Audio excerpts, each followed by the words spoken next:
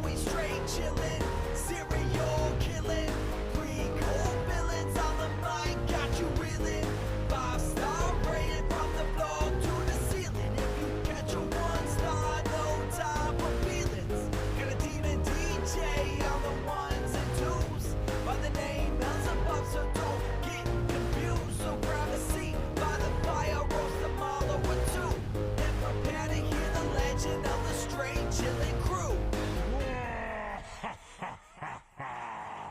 What up, nerds? And welcome to another definitive episode of Straight Chilling, the weekly horror movie review show where you chill and we kill, slice, dice, and chop up yet another horror movie. My name is Bob. Tonight we're finally talking about our top 10 of 2024, wrapping up a whole nother year of fear. Before we get into it, let me introduce everyone else on the show. First up, calling in from Washington, D.C., we got your boy Randeezy. Let me in now. How we doing, buddies? We ready to wrap this fucking hellish year up, please? Put I'm it gonna to wrap it fucking up. bed. As many times as I like, Okay. All right, good. mommy. know. Speaking Damn. of daddy, next up, calling in from Florida, we got your boy Soju. What's up? Whoa, it's your boy Daddy Soju, apparently. Damn. I'll just let Bob pave the Bob's- way for that one. Bob's Unmake really becoming your me. Renfield in this sex cult. It's getting kind of transparent. Becoming, I mean, you know, Mr. They call me Cockula. Yeah, Mr. Cockula over there. Oh yeah. Coming to suck my butt tonight, I heard. That's what I heard on the street. That's the word on the street is. You found your dream power, man. That's where all the blood collects, right in the Your butt. dream Yeah. right in the butt. You know? People thought it was impossible to build a firm, lifted booty. Oh, boys. Yeah, we're talking top 10 of 2024. We actually pushed this back up. We're recording this a little bit later than we typically do.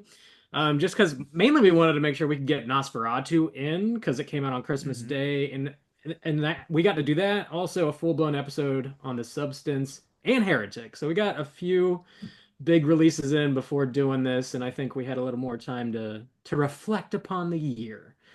I'm excited. Are you excited? Are you all excited? I'm I excited. am excited. We're going to have a can nice, tell. long episode Oh, tonight. yes. That's right. Hell yes. That's We're talking top 10. We're gonna talk about some honorable mentions as well as some shit that we really didn't quite like much at all.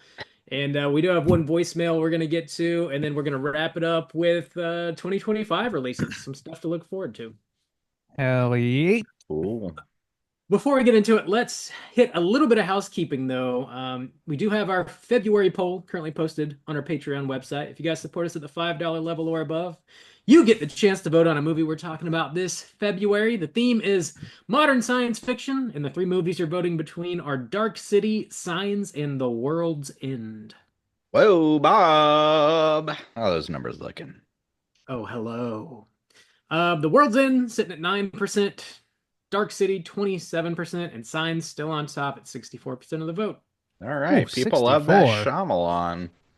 Drama God Lang damn. Mang. Maybe it might be nice to Yeah, have an people episode where really love. We like it. Might We're be not nice shitting to on have a Shyamalan.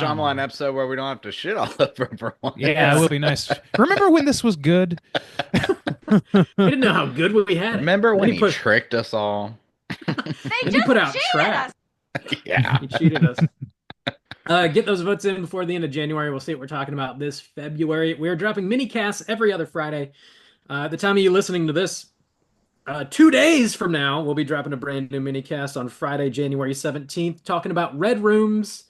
This is me on this one. Red Rooms, I mean, we're going to talk about it here tonight. I'm quite sure of it. But yeah, it's good. It just hit Shudder, so if you would like to check it out, Nice. it's on there for you right now. It is French language from Quebec. Definitely recommend. Check it out. Yeah, we'll talk about it more here momentarily. And that's really all the Patreon news we got. I do want to give a quick shout out to our boy Jet Ski Steve. He sent me this poster, or not poster. he sent me this calendar in the mail for 2025, and it's horror but with cats. And then Fuck yeah. you got all these slasher villains with cute little cats. Nice. Appreciate that, dog. Appreciate you. Hashtag. You also wrote Well. "coming a yeehaw" on the note there, which I definitely am a fan of. Yeah, that's a good man. Coming a yeehaw. Boys, like I said, we're wrapping up 2024, which is, I mean, we're our 10th year doing this. We're currently in our Jesus 11th Christ. year running. Have we But I done a did wanna- wrap-up episode every year? No, not every year. I think the past like 6 Okay. or so. That's Because when we good first started the show, we didn't focus on new releases too hard, That's and true. we kind of slowly got into it. Yeah. Yeah. Um, we we had very little direction early on in general. yeah, screaming at each other. But I did want to just wrap up quickly everything that we did last year. It was a lot, per usual. What? We put out 53 regular episodes on our main feed, as well as Yeah. 5 bonus episodes on our main feed. To 58 total on the main feed there. 30 mini casts last year, Damn. Jesus Christ. which is fucking nuts. Nobody gives a fuck. Perfect bump placement. Mikey and myself over at Let's Get Physical Media put out 14 shows. So our little corner of the internet total last year put out 102 episodes. Damn. Fuck, man. Damn. We're just Damn. content creating fools. I over know here. it's- doing it. I know it's been a long time, but I think we did 2 creature comforts earlier this year, Passion of the Christ and The Conversation. Dude, I forgot all Yeah. about that. No, yeah, it's been so long. Creature It's what? been a whole year. It's been a whole year. Yeah. YouTube exclusive Yeah, content. YouTube exclusive content. But yeah, those were earlier this year. Nice.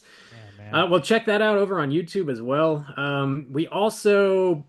We had 11 guest spots this year, so we were featured on 11 other shows, friends of the shows. We also did our Chilloween, our 4th annual Chilloween, which is fucking God crazy. damn right. Pumpkins. You did another Summer Chills event, didn't you, this year? Not Or Summer Chills, but we did the horror trivia. horror trivia Yeah. in Seoul, In South Seoul. Korea. Yeah. International, baby. I tuned into that on whatever it was, Instagram Live. or Yeah, whatever. yeah. Sean over at Dark Side of Soul had a live stream going for a while. We were playing. Was it while we were playing trivia or while we were playing Nightmare? Do you remember? No, it was trivia because I was putting joke answers into the response. Because what else am I gonna do? Just trolling. I won To Nightmare. the one other person that was there, maybe. I won Did you? Nightmare this year. I did. Nice. Fucking Yeah, rigged. it's so hard. Right. It's so They just hard. cheated us. It's so hard to win. Fucking rigged. We did, I don't know how many Joe Bob watch parties, but a lot. Probably at least 10, I would say we did. And we also covered 3 film festivals this year. Overlook, Fantasia, and Bucheon. I think those were the only 3 that we covered this year. If Damn. memory serves. It seemed like a ton because they just those things just cascade Dude. right on top of each other. Yeah. They run into each other. Yeah, it becomes a lot. You're watching like a Yeah, million movies. But man, it let us get an early peek at some great shit. It Yeah. did. Yeah. Mhm. Not complaining. We do have, as of right now, the episode dropping this coming Friday will be 150 mini casts available on Patreon. So it's a great time to sign up. Join on Patreon. You get access to all 150 of those bonus episodes, and you can copy an RSS feed that is emailed to you into your podcatcher of choice, so you can listen to them however you want, wherever you want, whenever you want. Yeah. God And they're damn. usually, I mean, yeah, they vary a little bit, but I mean, they average around 20 to 30 minutes. Yeah, probably 25 on average. And there's a handful of episodes on there where like 2 or even all 3 of us are on there, and they're like Yeah. an hour long, like Mm-hmm. pretty Dude, long. 20 minutes is micro by our standards. That's Yeah, crazy. yeah. Yeah, and we've done movies, but we have a lot of shows, and then even like topics sometimes. Like Bob, didn't mean you do like a rundown of Friday the 13th series Yeah. or something like that a Yeah, while the whole back. series. Yeah, we did. Just all kind of shit on there. Yeah. I Get on watched that. every Texas Chainsaw movie and did a rundown ranking of all of those. Poor And soul. man, Mm. There's That's some a game rough of that's a movies. game of inches there. It really Damn. is. 7 whole inches. Oof. Oh man. I think that's about all we put out in 2024 as far as I can recall anyways. You picked the flicks were pretty fantastic this past year. I wanted to give shouts outs to the top three ranked You Pick the Flicks spots. Coming in at number 3, we had Deerskin with a 3.7 aggregate score from the Fuck Straight yeah. Chilling crew. And I that did was not see that one coming. It's top 3. Top 4 or top 3? top Top three. three. It's Top 3. I don't know why really it's it's top 4. it's tied for second place, honestly. But that was chosen by Logan. Shouts outs to Logan. Number 2, or really tied for number 2 with Deerskin, is Drag Me to Hell with a 3.7 as well, chosen by Dongster Sam. Nice. And coming in first place for the second year in a row, this little scamp, this little rascal, Bone Tomahawk with a 4.1 aggregate score. Your boy Nate S chose that. Hell yeah. Yeah. Nate S knows how to tickle our pickle. Whoa. He does. He, He's gonna be bedside in the cult. Justin's personal gimp, Nate S. Damn. Are you happy with your prize now, Nate? Goodness gracious. Big thanks to everybody that did sign up and show us some love on Patreon. And congratulations to everybody that grabbed a You Pick the Flick spot. We love to see it. Appreciate it. Every dollar you guys contribute really goes right back into the show and truly fucking helps us do all this shit. Really, really does help quite a lot. So thank you so much. Bob runs the numbers. You can trust him on that. Yeah. It helps a lot. Yeah. But yeah, Let's that's buy pretty these much. blues, says Bob. Bob runs Bob's the gonna- numbers. We need to double check those numbers. Yeah, we should probably double check. There's probably some serious blue embezzlement happening over The there. bank account is just like negative 20 grand just in the hole. I took out a line of credit and never paid it back. God damn, I'm in deep with some mobsters over these fucking steel The books. House of Blues. Dabba dee dabba I think die, that might be motherfucker. copywritten already. Might Yeah. have some legal challenges on our hands with House of Blues. Nah, probably not. It's probably fine. All right, but yeah, I think that's pretty much all I wanted to touch on for 2024. Shit we did in 2024. So let's go ahead and jump into our top 10 of 2024. So we do have. We're doing this slightly differently as well. So typically, in the past, whenever we've recorded these top 10 shows, we keep all of our lists a secret until we're actually recording live, and then we kind of reveal them to one another. However, to try and help the show flow a little bit better this year, I got everybody's list together and sort of arranged everything in order of how we're going to talk about it, and also kind of aggregated them all together. And we'll get to that in a minute. So I do know at the top of the show here that we have 17 movies total that showed up across all 3 of our lists, 17 different movies, and 5 of those movies made it onto all 3 of our lists. Ooh. 3 of those movies made it onto 2 of our lists, and then the remaining 9 just made 1 list. So All right. That's a about lot of 17 variety, movies. though. Yeah, No, it is. I'm surprised how much variety. Between We're the usually 3 way of more us, yeah, 17 lockstep than movies, this. Yeah. Mm-hmm. yeah, for sure. A lot of good shit came out this year. Mhm. Maybe a couple like all-time bangers, but I feel like the middle of the pack was just fucking huge, like Yeah. loaded with Yeah. solid Like the movies. median film was better than normal, but Yeah, Mhm. yeah. there weren't as many like complete barn burners, I would say. Yeah, It yeah. felt kind of like that with 2022, but with this one doesn't have quite the highs, I would say, as 2022, but like that middle section is as quality as kind of 2022 was, yeah. Yeah, Yeah. man. Just some solid, rock solid shit in here. Yeah. Some solid shit. Good Solid foundation. shits. Need some Solid fiber. shits. If you guys haven't listened to us do one of these top 10 lists before, we're going to start at number 10 and go around and talk about our number 10 spot, and then move to number 9, number 8, et cetera, et cetera. Move up to number 1. And if a movie is mentioned that shows up higher on another list, we'll stick a pin in it and we'll circle back and talk about that movie whenever we reach its highest spot on all 3 of our lists, if that makes sense. Hopefully it does. Yeah. Yeah. Let's go.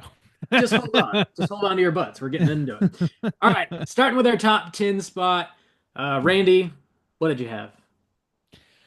Well, for me, it's starting things off with Long Legs, and this was kind of a like this 10th spot is very coveted because I feel so bad leaving anything off, anything that's right on that edge. I go back and forth on. But I was a little surprised that I think I'm the only one that put it on the list, right? Only believe me? so. Well, yeah, So, that's yeah. why we're talking about it now. Yeah. Yeah, so I mean, like that was a little surprising to me. I thought it would be like lower tens for you guys, but I thought, or for one of you guys maybe, but I don't know. I really like this movie quite a lot. Oz Perkins, I think, uh, really like tone wise is really where this movie shines. And I know that we can get into like the nitty gritty. There are problems maybe with this movie that like it edges so close to silliness as to often kind of like cross over a little bit. For some people, for my money, it was tonally good. Like I really like I think back on this movie very fondly as being very like grim dark and fucking like I don't know. It feels exactly like a satanic panic movie should if they're taking it dead seriously. You know what I'm saying? So I don't know. There's something about the aesthetic of this movie, the way it was presented. I'm trying to keep out of the realm of outside forces like the advertising and things influencing this. Although if this was a ranking of our favorite trailers of the year, this movie would absolutely have come out on top. Yeah, they killed Incredible it. trailers that really Yeah. really showed off what this movie is. So I like this movie quite a lot. I think that what it lacks in maybe some sophistication or like a broader point that I usually like to get to, I think it really distills down through aesthetic and it really nails aesthetic. So that's why I put it on my list. Hmm. How about you guys? What did you think of it? I'm gonna be honest. The more I see from this movie, the less I like it. I might revisit it again. Yeah, I might revisit it again in a couple years, but I think it's just got too much Nick in there. I think he just shines through too much. And then also too there's some choices too and then like overall narrative I wasn't too happy with. So I don't know. Yeah, I'm kind of sour on this one, I'm not gonna lie. Wow. Yeah, I kind of feel the same way. I will say the marketing was incredible, and the way this movie opened was one of my favorite scenes of any movie I saw all year. It starts so strong, Yeah, it and does. and it does just get a little too silly, and the things that are revealed towards the end of the movie are just I don't think very interesting, and it kind of I don't know, it just sort of like sucks all of the tension that was built in the first half of the movie right out for me. I do want to watch it again, knowing like what Nick Cage looks like ahead of time and like not being surprised by that and just I don't know, see if it hits a little bit different, but it also probably did suffer from hype. The hype train on this was probably the highest for any movie this year. It was Probably. out of Yeah. I think that we control. learn a lesson from this movie's hype train Yeah. bullshit. It's hard to keep it in check. We didn't learn any lesson. What are you talking about? We never learn. What are you talking about? You're yeah. It's a But, classic mistake.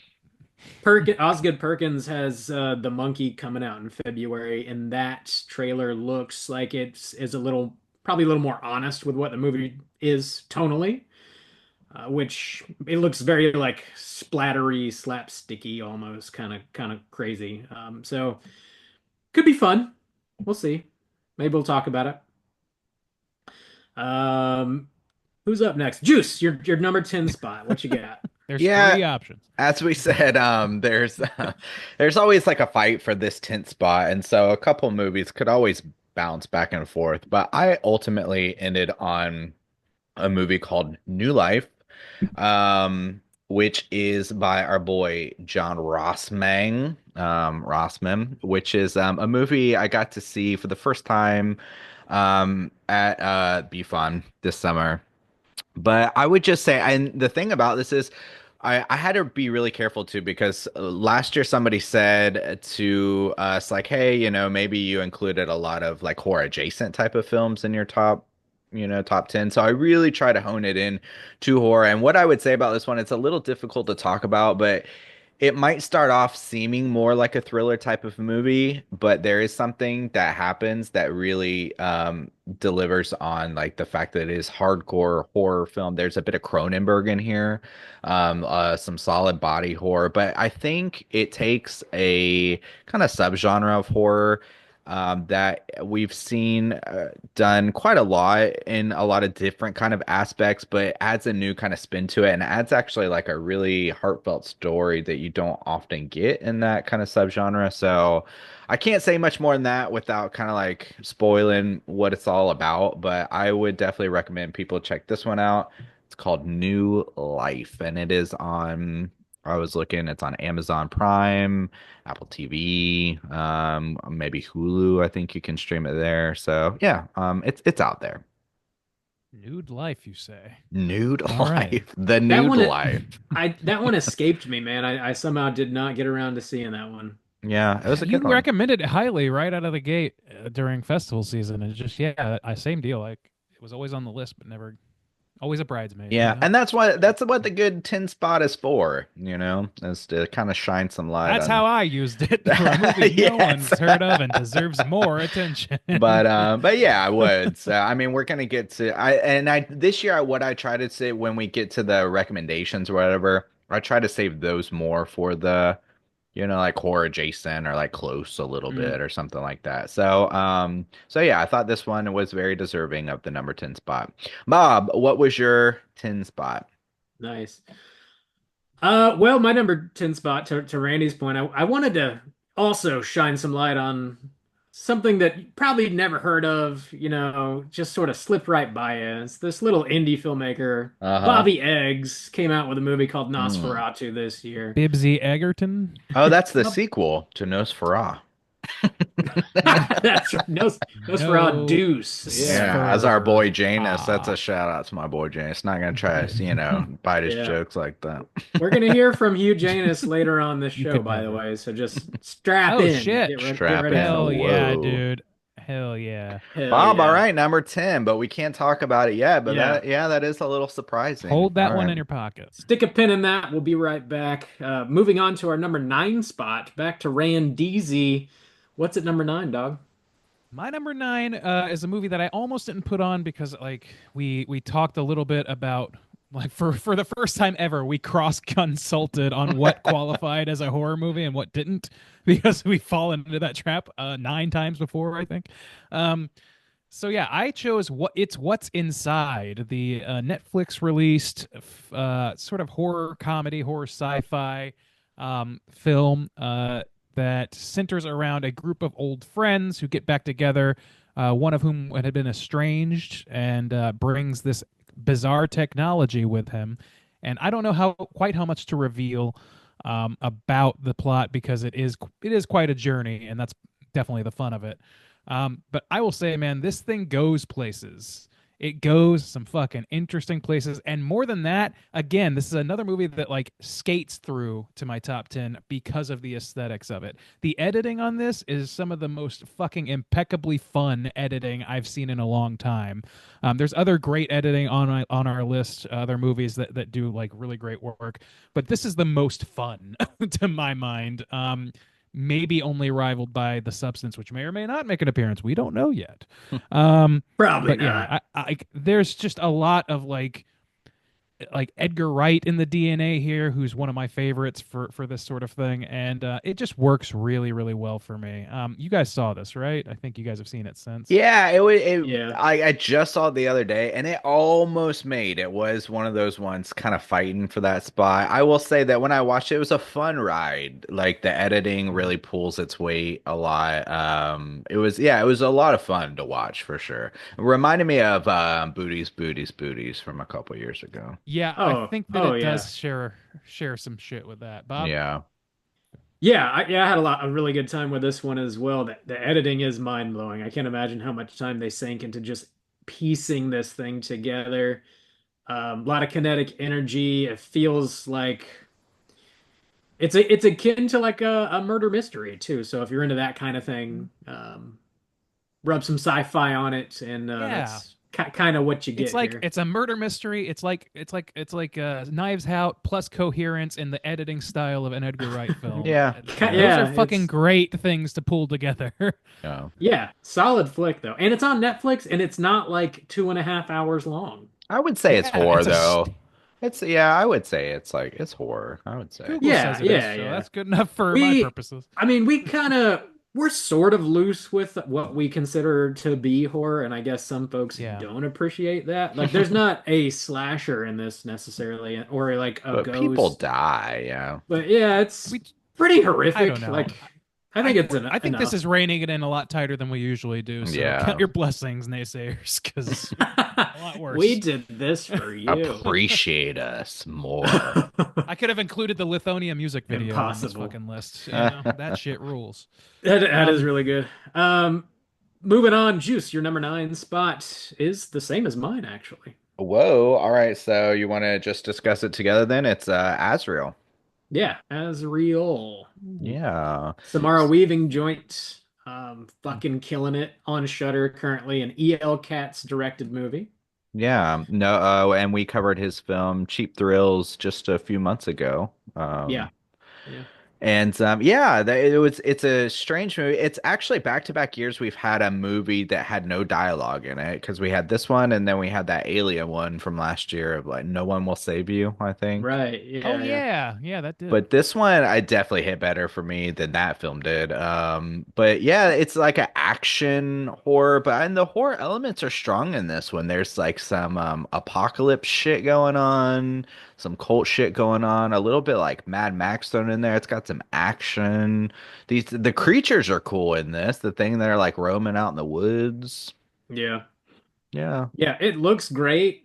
It cruises by. It's a tight like 90-minute movie that just flies on by. Samara Weaving very capably carries the movie on her shoulders.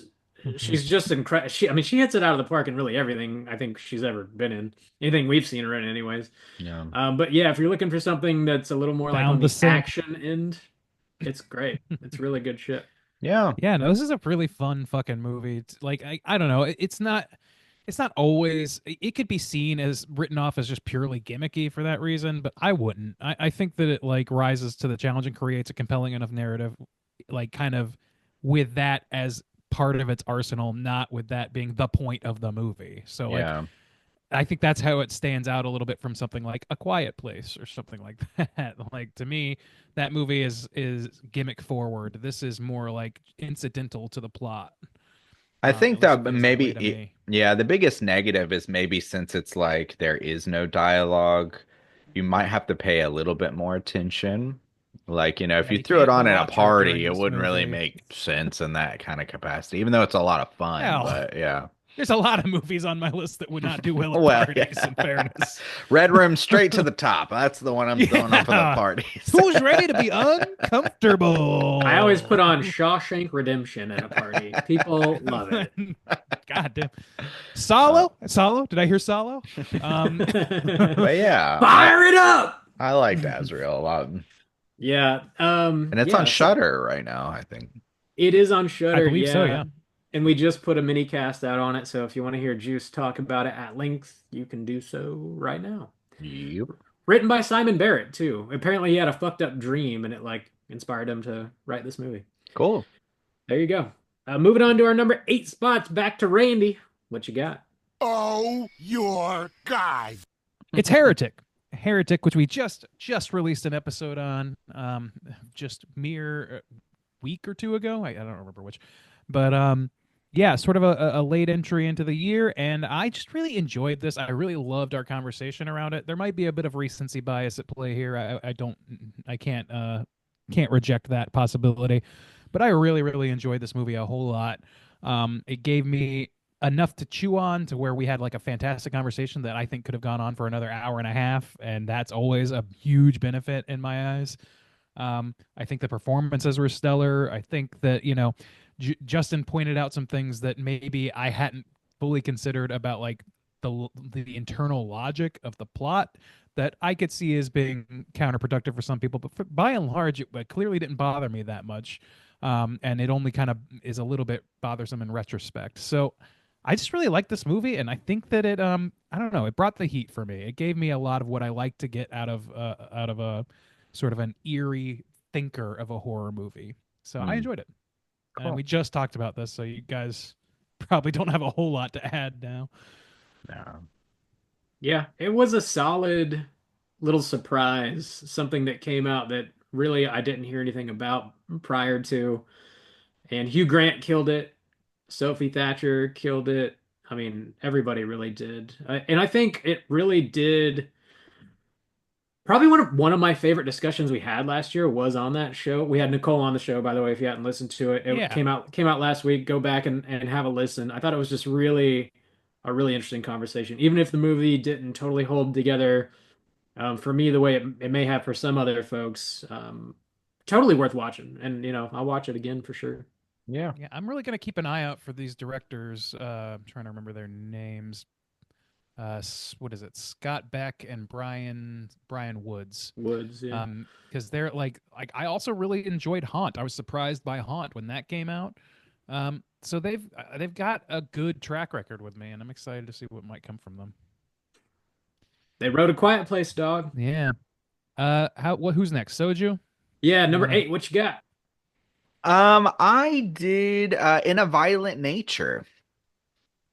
This is one that I don't know when it officially dropped, but I think we first saw it last spring at the Overlook Film Festival. It became Mhm. available.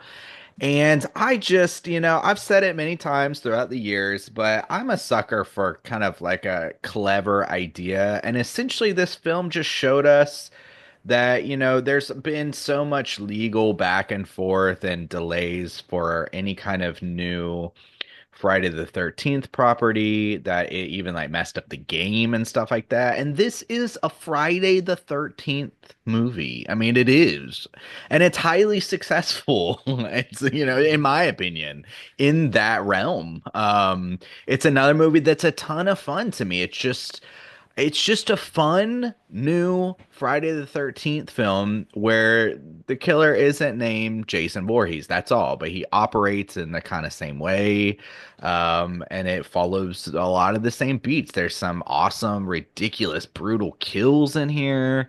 And it's just fun. And I love that they were able to pull it off and just kind of highlight and say, like, maybe think outside the box a little bit, and you can kind of accomplish these kind of things that people are, still craving for. When I'm thinking about people praising Terrifier so much these days, I kind of get it in this aspect of like this movie coming out because I'm like, yeah, I mean, we've kind of got this empty space where some of the classics aren't really like filling it anymore. And some of it's because of like just we've had a billion sequels or something like this. But I really appreciated this and the sea of like go backs and revisit some or like, trauma is the real monster and stuff. This was just a lot of fun. Just as Bob says, meat and potatoes horror. Hell Meat yeah. and potatoes. Potatoes, Yeah, I mean skimming this them is like taters.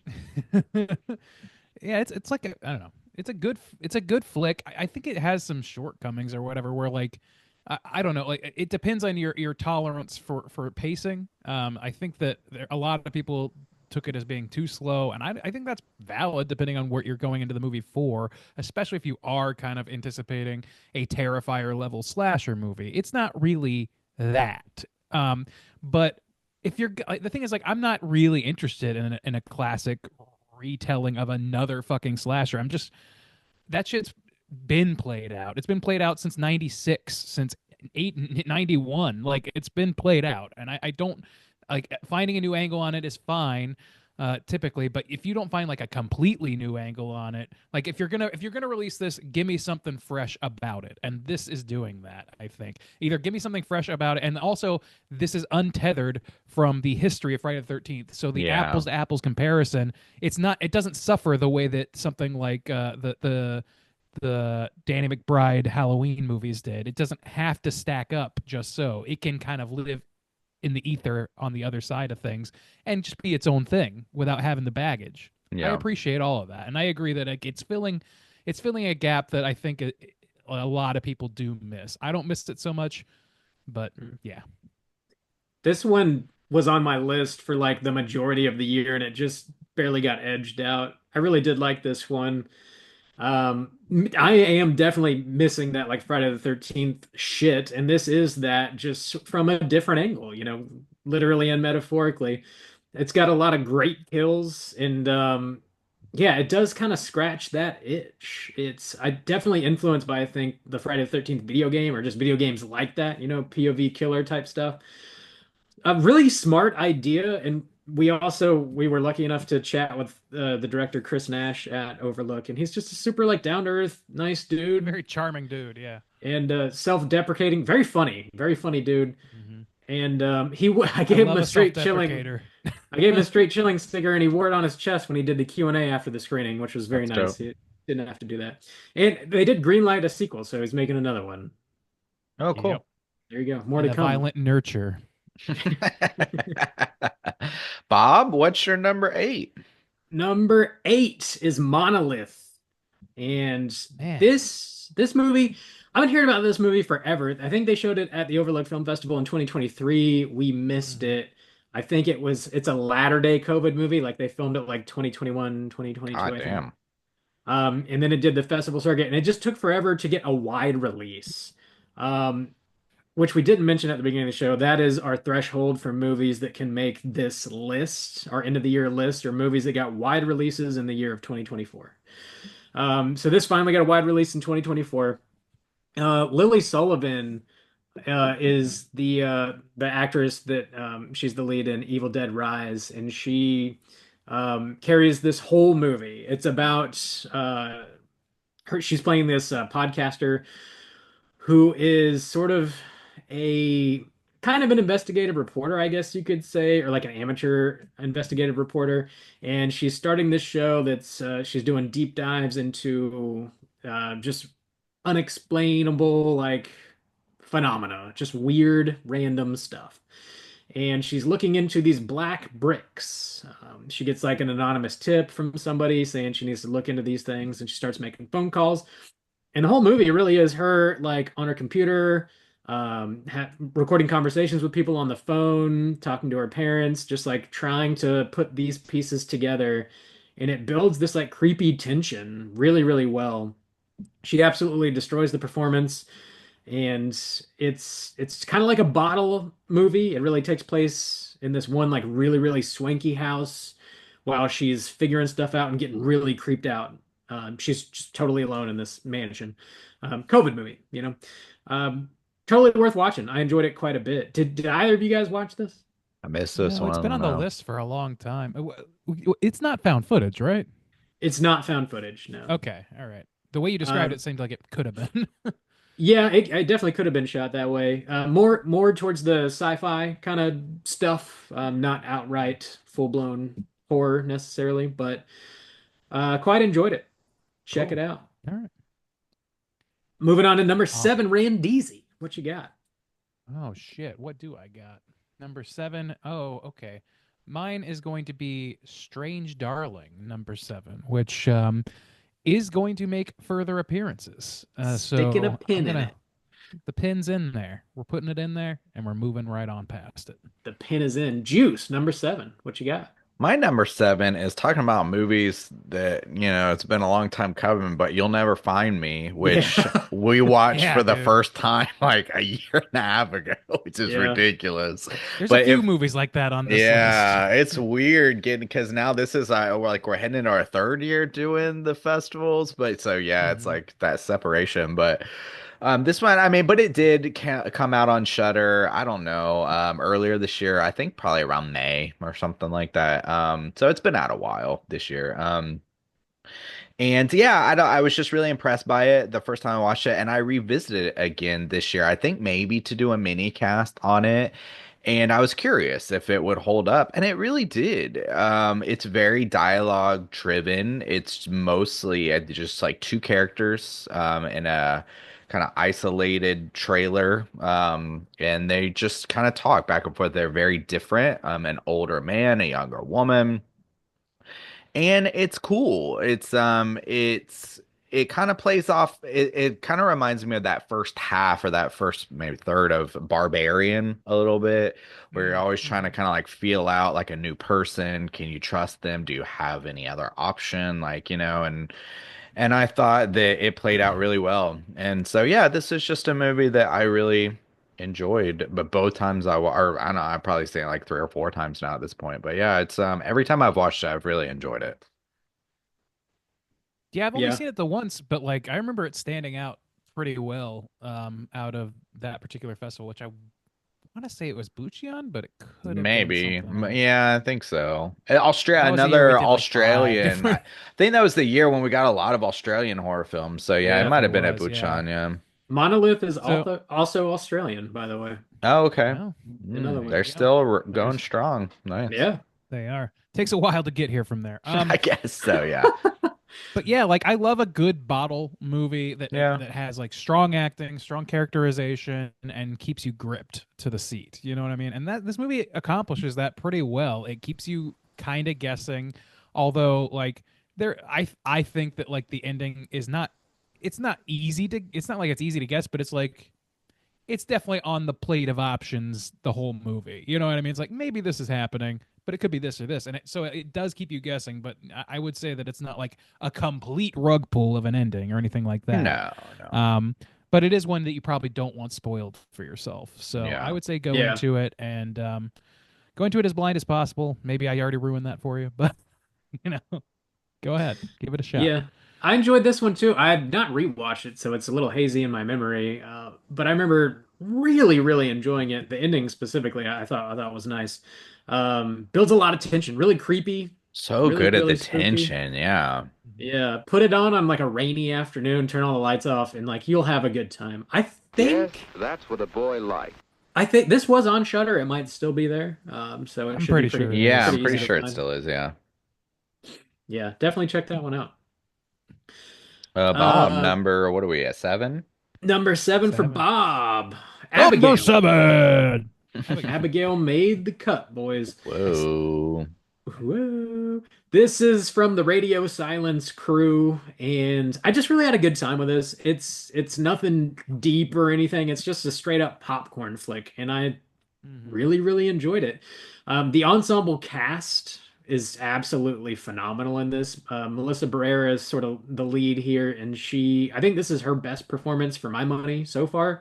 I think Dan so. Stevens also killing it in this. Catherine Newton, who was like all over the place this year, does a great job. Kevin Durand, which I just fucking love. Dude, cast that man in more shit. Make me forget how evil he was in Please. Lost. Pour one out for Angus Cloud, who also did a great job in this. Yeah. I think this was his last movie, actually. William Catlett did a great job. Alicia Weir, the little girl, like fucking killed it too. You got your boy Giancarlo Esposito. Just like a bunch of blood and guts and jokes. Just kind of a flashy, fun vampire popcorn flick. And I feel like if the marketing would have just kept the vampire stuff out of the trailer and made you think it was like more of a legit heist movie, I feel like this movie would have made a bigger splash than it really did. But for what it's worth, I still had a really fun time watching it. Yeah, man, this is a really fun movie to watch. Like you're totally right. It's just a pure popcorn flick. And that's not a ding at all. Some people will hear that and hear it's not serious, it's stupid, and you don't have that's not the case. It's not like a very stupid movie. It's got its problems here or there, whatever, but all those things are glossed over because you're enjoying the journey of the movie. The course of the movie is I don't know, it keeps you engaged. The characters are strong enough and well acted enough to keep you invested where you need to be invested. And I think you're right. Like it lacked some of the splash that the movie seems to be going for with the big reveal. Yeah.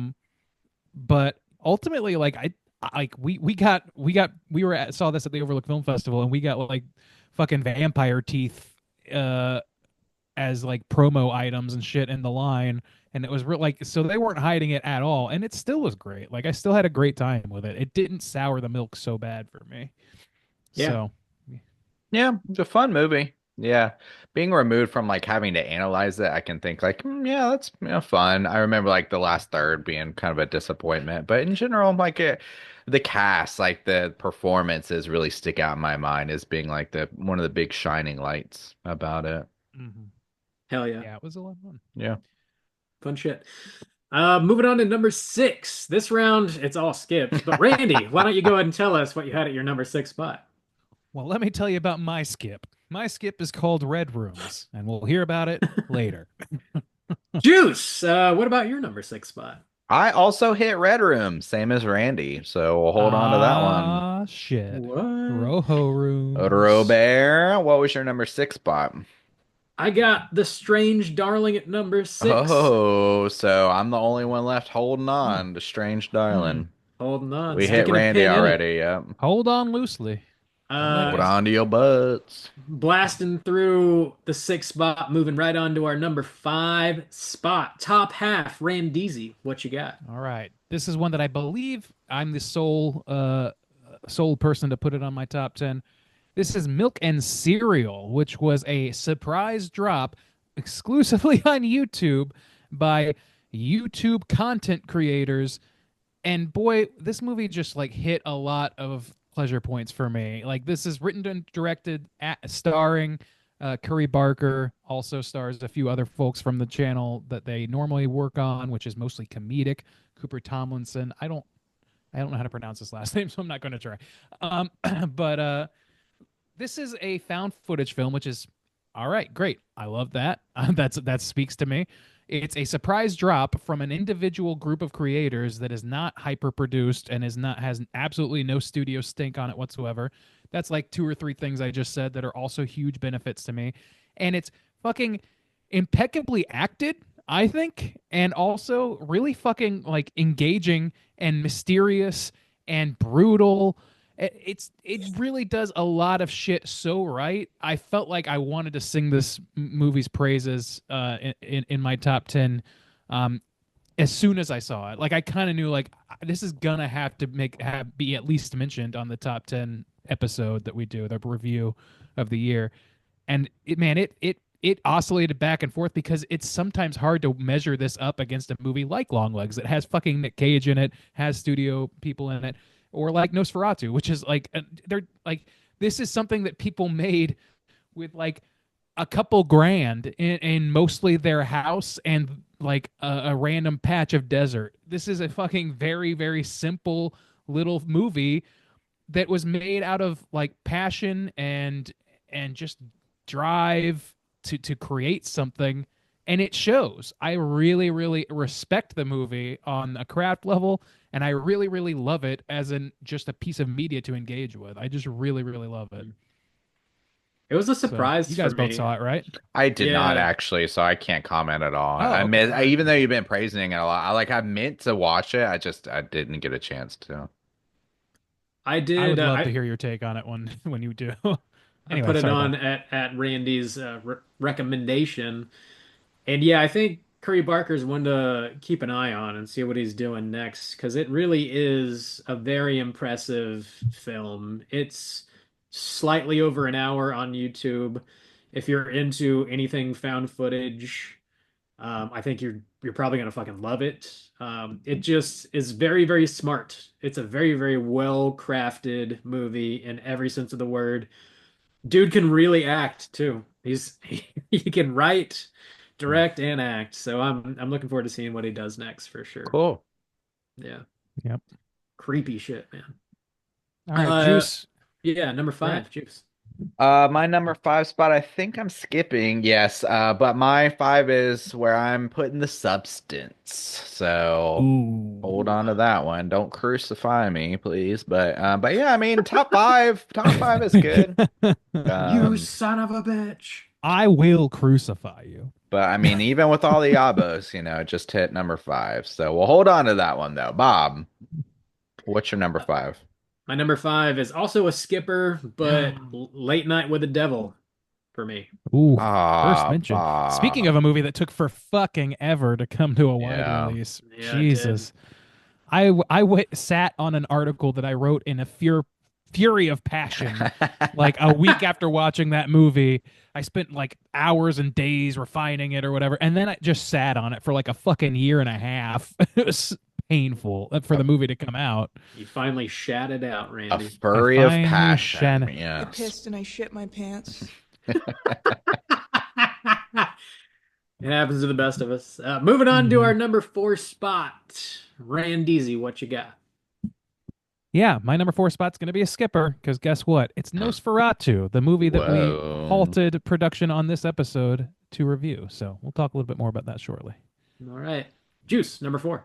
We can finally all discuss Strange Darling, boys. Ooh. All right. I revisited this one recently, actually, in order to do a mini cast, but something happened there.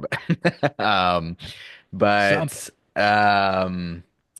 yeah, I like this movie a lot, and even on the second time, I was the first time I was a little unsure about how I would feel about it after some time, but I like it. The soundtrack is amazing. It's one of those movies that the editing helps a lot because it's edited out of order. So it's told in 6 chapters, and I think they go like 3, 5, 1, and then like 2, 4, 6, or so, something like that. And yeah, it kind of plays with your expectations. It's a kind of cat and mouse killer tale, and you're kind of always on your toes about who to root for, who to trust. But ultimately, again, it kind of comes down to the performances, I think, which are really good in this movie. But all the pieces work really well too. Like I said, it's crafted really well, and the soundtrack it was designed and it's just really unique. And yeah, I liked it a lot. Yeah, Yeah. man. Talk about it, I think- boys. Okay, sir. You have so- my permission. Yeah, no, this is a pretty fucking great movie that like it kind of touches on that Tarantino territory, not just because it's like out of sequence and all that stuff, but because of like the high octane feeling of the Yeah. action, you know what I mean? Mixed with like pretty incredible dialogue and performances. I think that Willa Fitzgerald is like one to watch for sure coming up. I already kind of liked her performance in Fall of the House of Usher, which I saw before this film became available to me. And that's the only time I had ever seen her, but I thought she was like like impressively cold and and I don't know. She was just a very cold figure in that movie and that show. And it was a very compelling performance, but this blew that out of the fucking water. I was very impressed with her in this. And TJ Gallner, what's his name? Kyle. Kyle Gallner. No, I'm thinking JT Malner. I'm reading and speaking at the same time. Kyle Gallner is like his star is rising. Fucking Red Letter Media got a hold of this thing and him, and he's like, film YouTubers' favorite shit now. But it's not undeserved. He does a great job as well. He's just not the standout in this movie. Yeah. Yeah, it's a really, really great movie. I had this on my list as well. Something I've noticed on like my personal top 10, I think 7 out of the 10 movies that I chose were both written and directed by the same person. These people have like sort of an ultimate vision for the movie. They've written it, they see it in their head, they put it together. It's sort of truly their baby, their creation. And I think you really, really feel that in Strange Darling. It's like directed with such confidence, and it's not like this crazy wild story, but it's just crafted and told in a way that makes it extremely interesting and entertaining. And it's got like a couple little tiny twisties or whatever, or reveals maybe. And it's just like really smart. It's just really well done. I think it looks like it was shot on film. I'm not totally sure, but it has that like sort of saturated filmic look. It looks beautiful. These it's got these deep reds like everywhere. The red is like an overwhelming sense of red in this movie. Am I Yeah. wrong about that? No, yeah, for they sure. use it, yeah, and blue too. There's a blue aspect too, which I think Yeah. plays with the characters or whatever. But yeah, the lighting is really good. Yeah. But yeah. I want to ask Solid. you: is this the woman? Is she the one who's related to the family who makes the movies, like Hellbender or whatever, though about the witches who live in the woods? Is that no, No. no, no, No, no? Okay, okay, no. okay. No, that's what I can't remember their Yeah, names, but that's a the different family. name I thought it was, and I was like, oh, is she the one by the pool or? But okay, never mind. Anyways, Nah. moving on. So that takes us to our what, four spot? Posers. We're already on fourth spot. Oh, okay, that was my number four. Yeah, it's That's Strange Yeah. Darling. So, So Bob, Bobby. what is your number four? Ooh, all right. Talking about red. Speaking of Reds, Yeah, I know. yeah. My number four spot is going to Red Rooms, which we can finally talk about Whoa. now. Finally, fuck. Fucking shit. God Uh, damn. this was written and directed by Pascal Plante from Quebec, and this is another one that we got to see at the Overlook Film Festival. It's similar to how I was describing Monolith. It's largely about a woman sitting in front of a computer, like scrolling the internet. And then the other half of the movie is sort of a courtroom drama in which this young model, our main character we're following throughout the movie, is becoming sort of obsessed with this serial killer, this alleged serial killer who's on trial for murdering young teenage girls in front of a webcam in these things that are found on the dark web known as red rooms. And it's very dark and man. fucked up. I don't know But about that.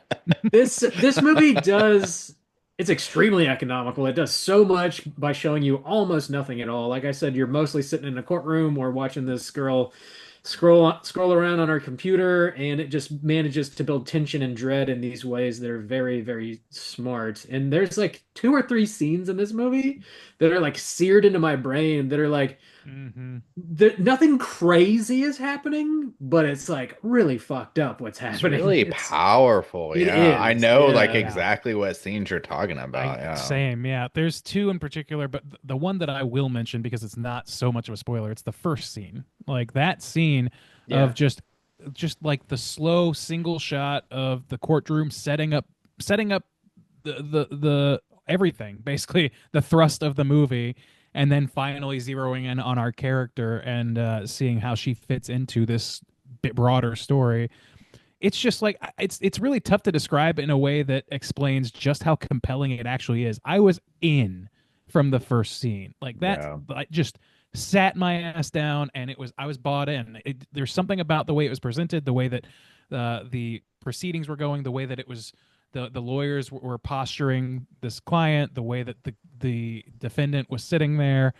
It all was just like so understated and just subtle, but like very, very compelling. It felt realistic, but still like deeply, deeply dramatic in its realism, and also like when we're talking about realism of a courtroom. So not usually a place where a lot of action's happening, and it doesn't feel action packed at all in those scenes. So anyway, I just wanted to sing that first scene's praises, since the other scenes are kind of like things Yeah. you want to keep hidden for It's people. like a 12-minute oneer. Yeah. That's Yeah. like how the movie opens up. It's just fucking it's great. Watch it. Oh. It actually just hit Shudder today, so check it out. I want to watch it again. And also it's another one of those things where it kind of exists in the realm of horror, but also like true crime, but it's on this topic that is never the front and center of something. It's always kind of like on the side, you get Mhm. these true crimes and it's always on the killer and the crimes and what they did and stuff like this. And this does have that, but that's on the side. The killer or potential killer or what the whole situation is actually on the side, and the focus is these women who are obsessed, with killers or who defend them Mhm. or who are, like groupies to killers who send them letters. And that's fascinating to have that front and Mhm. center for once. And I'm really glad they pulled it off And well. not But have it yeah. be a fucking Harley Quinn type of No, thing. yeah. You know, Oh, like, God, yeah, it's no. so it'd be Right, so yeah. easy to make Yeah. that movie, especially now, like that kind of movie. I really appreciate that it It's didn't do good, that. yeah, I Except wanna unless watch you it try again. and make Joker too. I guess it's really hard then. Oh, God. Um, Oh, my Yeah. God. Solid. Yeah, I'm glad we all feel the same way on that one. Boys, moving on to our top three. Whoa. Top God three movies. damn. Top Whew. We're here. three. We're in top three. We've arrived. First up, Randeezy. What's your number three spot? Well, I'm gonna give you guys a quick spoiler. I'm gonna only be able to skip things for the rest of tonight. Oh I wow, only have yeah. skips. So It's late late night with the devil. Second gem in that particular piece of jewelry. One more to come, and we'll talk about it then. Yep. skip. Juice, number 3 spot. I'm also skipping this round, but Well, well, not for long. Not really, actually. yeah. I just saw the list. So me and Bob both had Oddity. Okay, here at number There you three. go. So yeah, I was really impressed with this film. It really took me by surprise. But as soon as I saw it, I remember because I got to sit and talk with Damien, and I don't know if I said it during that official interview or not, but I remember telling him, I was like, I really think this is going to be one of those movies that just hits the horror scene in a big surprise and make a big splash in a kind of way. That was my first impression of it for sure. So, and it stuck around. I've seen it like 4 times this year. So I think Damn. I first Jesus watched it Christ. at Overlook. And then I watched it again for the interview, and it was at BFON. I think I saw it again in the theaters, and so I've seen it a lot this year. Control yourself! Damn, but it has always it's never disappointed. Like it hasn't lost that value to me even after repeat watches. So yeah, Oddity, it's a good one. Hell yeah. I remember watching this in the theater at the Overlook, and this one, as far as I can recall, this is the only movie I saw this year that like actually made me jump like at all, but also more than once. It got me like 2 or 3 times, I think. It has like it sets up a couple scares in a way that reminded me of like old school James Wan movies, like the way he would do really Mhm. simple things that would still just get your ass, and you're like, ah, you motherfucker, you got me. Yeah. Sleight of hand kind of stuff. Um, Probably when it comes to like just outright horror movies, probably my favorite of the year. Like, it's not really doing anything totally new, even though it is bringing back like a subgenre that maybe we haven't seen a whole lot from lately. Just a really interesting movie. The way it sets up kind of our maybe not our lead character, it sets up the situation at the beginning of the Yeah, movie. that's another good opener. Yeah. You Mhm. don't know Yeah. if the danger is coming from inside the house or from outside the house, and it's just like Mm, such a great way to set a movie up. I yeah. really, really enjoyed this one. A Heater from Ireland, um, Yeah. written and directed, by the way.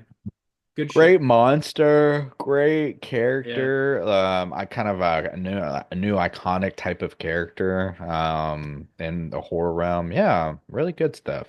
yeah, Yeah, this one was the one in Overlook that I remember feeling like, okay, this definitely punches the straight horror punch card. You know what I mean? Yeah. Like this hmm feels like dead center of the horror There's fandom no blend experience. in So going on yeah, here. yeah, it is what it is, and like I appreciate the hell out of that. I think this movie is a lot of fun. It might suffer a little bit for me from lack of recency bias, like its distance from the last Yeah. from when I saw it last. But it was always kind of like it fought for my top 10. It really did. It put up quite a fight. And it would have been my honorable mentions if you guys hadn't if it hadn't made the list here. So yeah, it's a really really impactful film. I enjoyed it a lot. yeah. And check out Justin's interview with Damian McCarthy on it's on our Mhm. main feed. It's not on Patreon, so anybody can listen to that if you'd like. Yeah. Check it out. Really cool, dude. I want to I go mean, visit that Great, fucking yeah. house. yeah. Like Let's have Yeah. a straight chilling party in that house. hell yeah, dude. Let's Like go. we're going to Ireland. We're inviting ourselves, Damien. I'm sure it's okay. Um, Moving on to our number 2 spot, Randeezy. What are we skipping next? Next thing we will skip is The Substance. So smile! That brown note. is Wait, fucking why hit. are we skipping the substance? We shouldn't Because- be skipping the substance. We'll get to it in a second. Oh, I see it now. Yeah. It's like, Yeah. wait, I jumped the To shark. Bob go the glory. Just one. Juice, why don't you hit us with the meat of the sandwich, and then well, Bob we're- can talk Oh about no, his number yeah, 2 we are spot. gonna so this one, okay, so finally we can discuss Nosferatu. So yeah, I was thinking about this a little bit more, and what I was thinking is I think one of the biggest downsides that everybody kind of mentioned for this movie is that we're so familiar with this, not just Nosferatu, but Dracula. It's got that aspect where it hits, both stories and they're so popular. We've had so many iterations of it. But I was thinking about it and I was like, I just can't think of like any decisions that Robert Eggers made that were kind of wrong. Like from the aspect of him making the movie, I'm gonna make this Nosferatu movie. I just like he made kind of all the right choices. He brought it to life in a really great way, and it's beautiful to look at. And one thing that did actually push my final to the top is the fact that I was thinking this is actually gonna be one that I will reach to rewatch because it's a Christmas film, so it's seasonal. And we always say like it gets those kind of bonus points because you most likely will be watching them more frequently for specific seasons. And I definitely think this hits that. And yeah, I just kept going back to certain scenes that I was just like, this looks amazing. This looks so good. And yeah, just another banger from Bobby Eggs. Robert Bobby Beggars. Eggs. Robert Beggs. Roger Oh, it's Digger. me, Bobby Roger- Eggs. Hey, Hey, oh. I'm Ooh, vamping wait. here. I'm scrambling over here, and Bobby Eggs is Time on the to case. Suck your eggs. So yeah, why Okay. why did y'all like Nosferatu? Bob, this was number 10 for you, or Randy, I can't remember where you put it. Yeah. It looks like Where is 4. it on mine? Number 4. Yeah. Yeah, I was shocked. I'm sorry, Bob, you go ahead. I put this at number 10. I really want to see this for a second time and see if it hits me a little bit different because I did suffer from like the story feeling very, very familiar, which that's not the movie's fault. I get that. It just like did feel a little boring because I knew the beats of the first half. But the movie's gorgeous. The performances are fantastic. I don't, to Justin's point, I can't like highlight something I wish he had not done or not included in the movie. I don't really have any major complaints about it. So it's definitely got room to grow for me. I feel like I just need to spend a little more time with it and see if it hits a little different. The way they do Orlok in this movie, I do love. I thought he looked great. The voice was great. The way he moved was great. Fantastic. That fine booty of his. Mhm. Yeah, That I was a little undead surprised that dick. Sorry. just like based on our conversation, I was a little surprised. I thought that I would have the highest of the group or tie with the highest, but yeah, I'm glad that this made it so high with Bob dragging it down to earth. But yeah, like I agree with basically everything you guys both said. The main thing about this movie that makes it number 4 and not number 3, 2, or 1 for me, and I had to rationalize this out because it was a real fight in these last few, is just purely my level of excitement to see excitement towards the story, and it's because it's so familiar. Rob, you're right. Like, it's not really the movie's fault, and I can largely overlook that to get it here. But when it's up against my personal top 3, it's like the other movies just got my blood pumping more in general. So like, it was really, really close. Like on a craft level, I think it might be the best movie of the year. I think it stands a pretty reasonable shot at that. The performances, the look of it, the honoring of the source material and the source material and the other materials and all these materials. The man knows how to synthesize anachronistic old tales and familiar things into something that renews the fright factor in them. And I really, really think he does that here as much as he possibly could have with my personal familiarity with this movie. So yeah, I really love it, and it deserves a lot of praise. That last shot of Orlok in the movie in the sunlight is incredible. Like one of the best like thought it was impossible to frames. build a firm lifted booty. Impossible. Not I guess not the very final shot. I'm talking about when you actually see his face in the sun for the first time. Is like fucking incredible. That moment is like seared into my brain. I actually forgot about the flat booty, to be honest. How could you do it? I know. What have you been spanking it to? Jesus. All the wrong Have some shit, apparently. dignity. So moving on to my number two spot, which is the same as Randy's. It is The Substance. All Randy, you right. and I actually have the same one and two spot. But yeah, Corley Fargette, Or Fargette. shit. I am not 100% sure how to say her lovely name, so apologies in advance. Um, this movie Not in advance. is Not in advance at all. No. way too late. I apologize. Way far after the fact. This movie's great. We did a full-blown review on it if you want to go back and listen to it. But I mean, Demi Moore in this movie giving like one of the standout performances of the year. Yeah. The gore in this, the practical effects are like absolutely out of control. I think some people are not really into how blunt the point of the movie is. I think that's a positive for me. It feels like writers who use subtext, and they're all cowards. They're They are all all cowards. another like theme of this year that sort of like stood out for me is like just like pissed off women just fucking shit up. And Yeah. it's like understandable, man. And I feel like this filmmaker is just like fucking pissed off and she's screaming her point in your face because she's tired of whispering it. And like I just feel like that lands, man. It landed for me in a way that like just works. All the performances are great. The climax of this movie is like out of control. It just kept ramping it up more and more and more and more in a way that you just never thought a movie would dare to. And it's just so overwhelming and like the blood cannon and like that final shot where the movie comes full circle, it just wraps up wonderfully, I think. It's also beautiful, like the cinematography is absolutely incredible. Nods to some other horror movies. The Dennis font is great. Dennis Quaid is such a motherfucker in this, and he's like, you just love to hate him. It's So smile. that fucking brown note, baby. It just fucking slaps, man. Number two.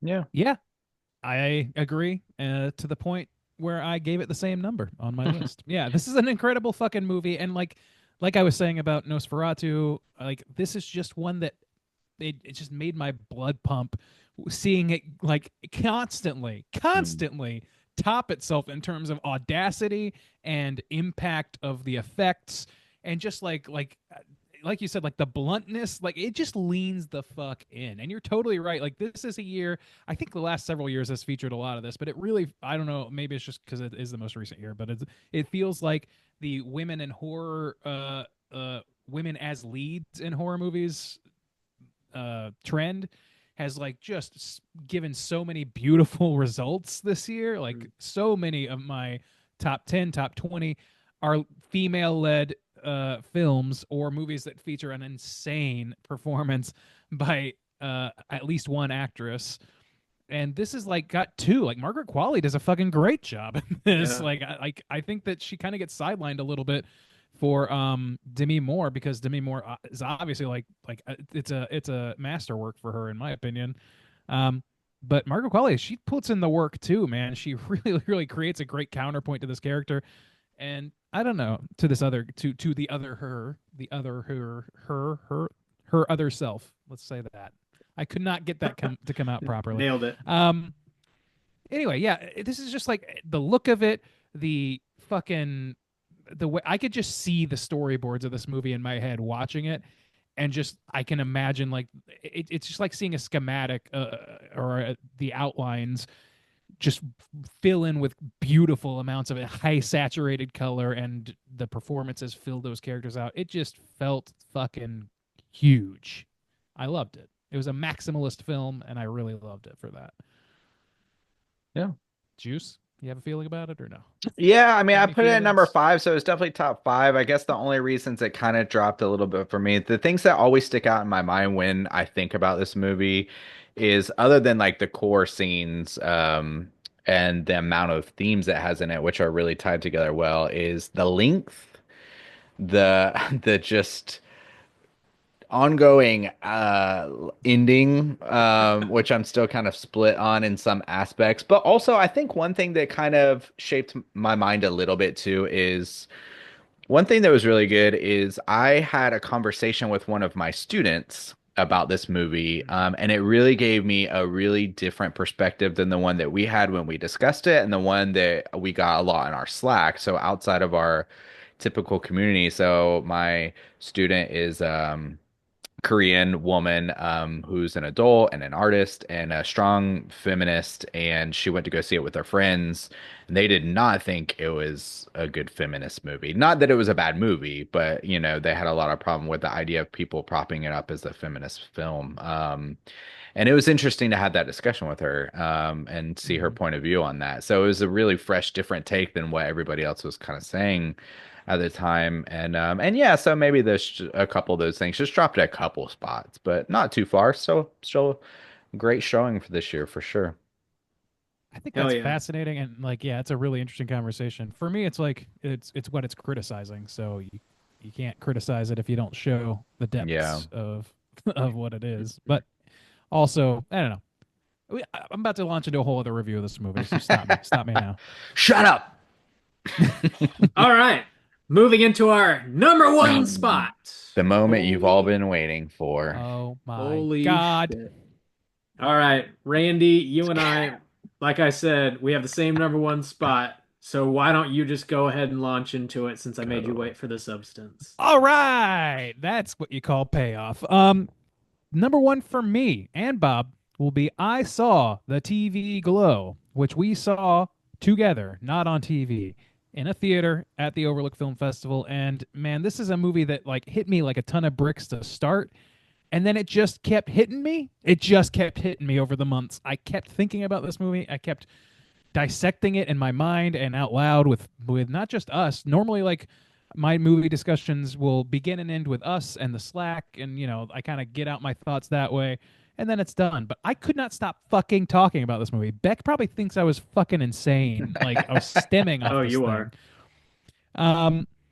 But yeah, it's just like emotional fucking film that plays with so many beautiful like aesthetics, and it's just like unlike anything else that I've seen, like that I can think of.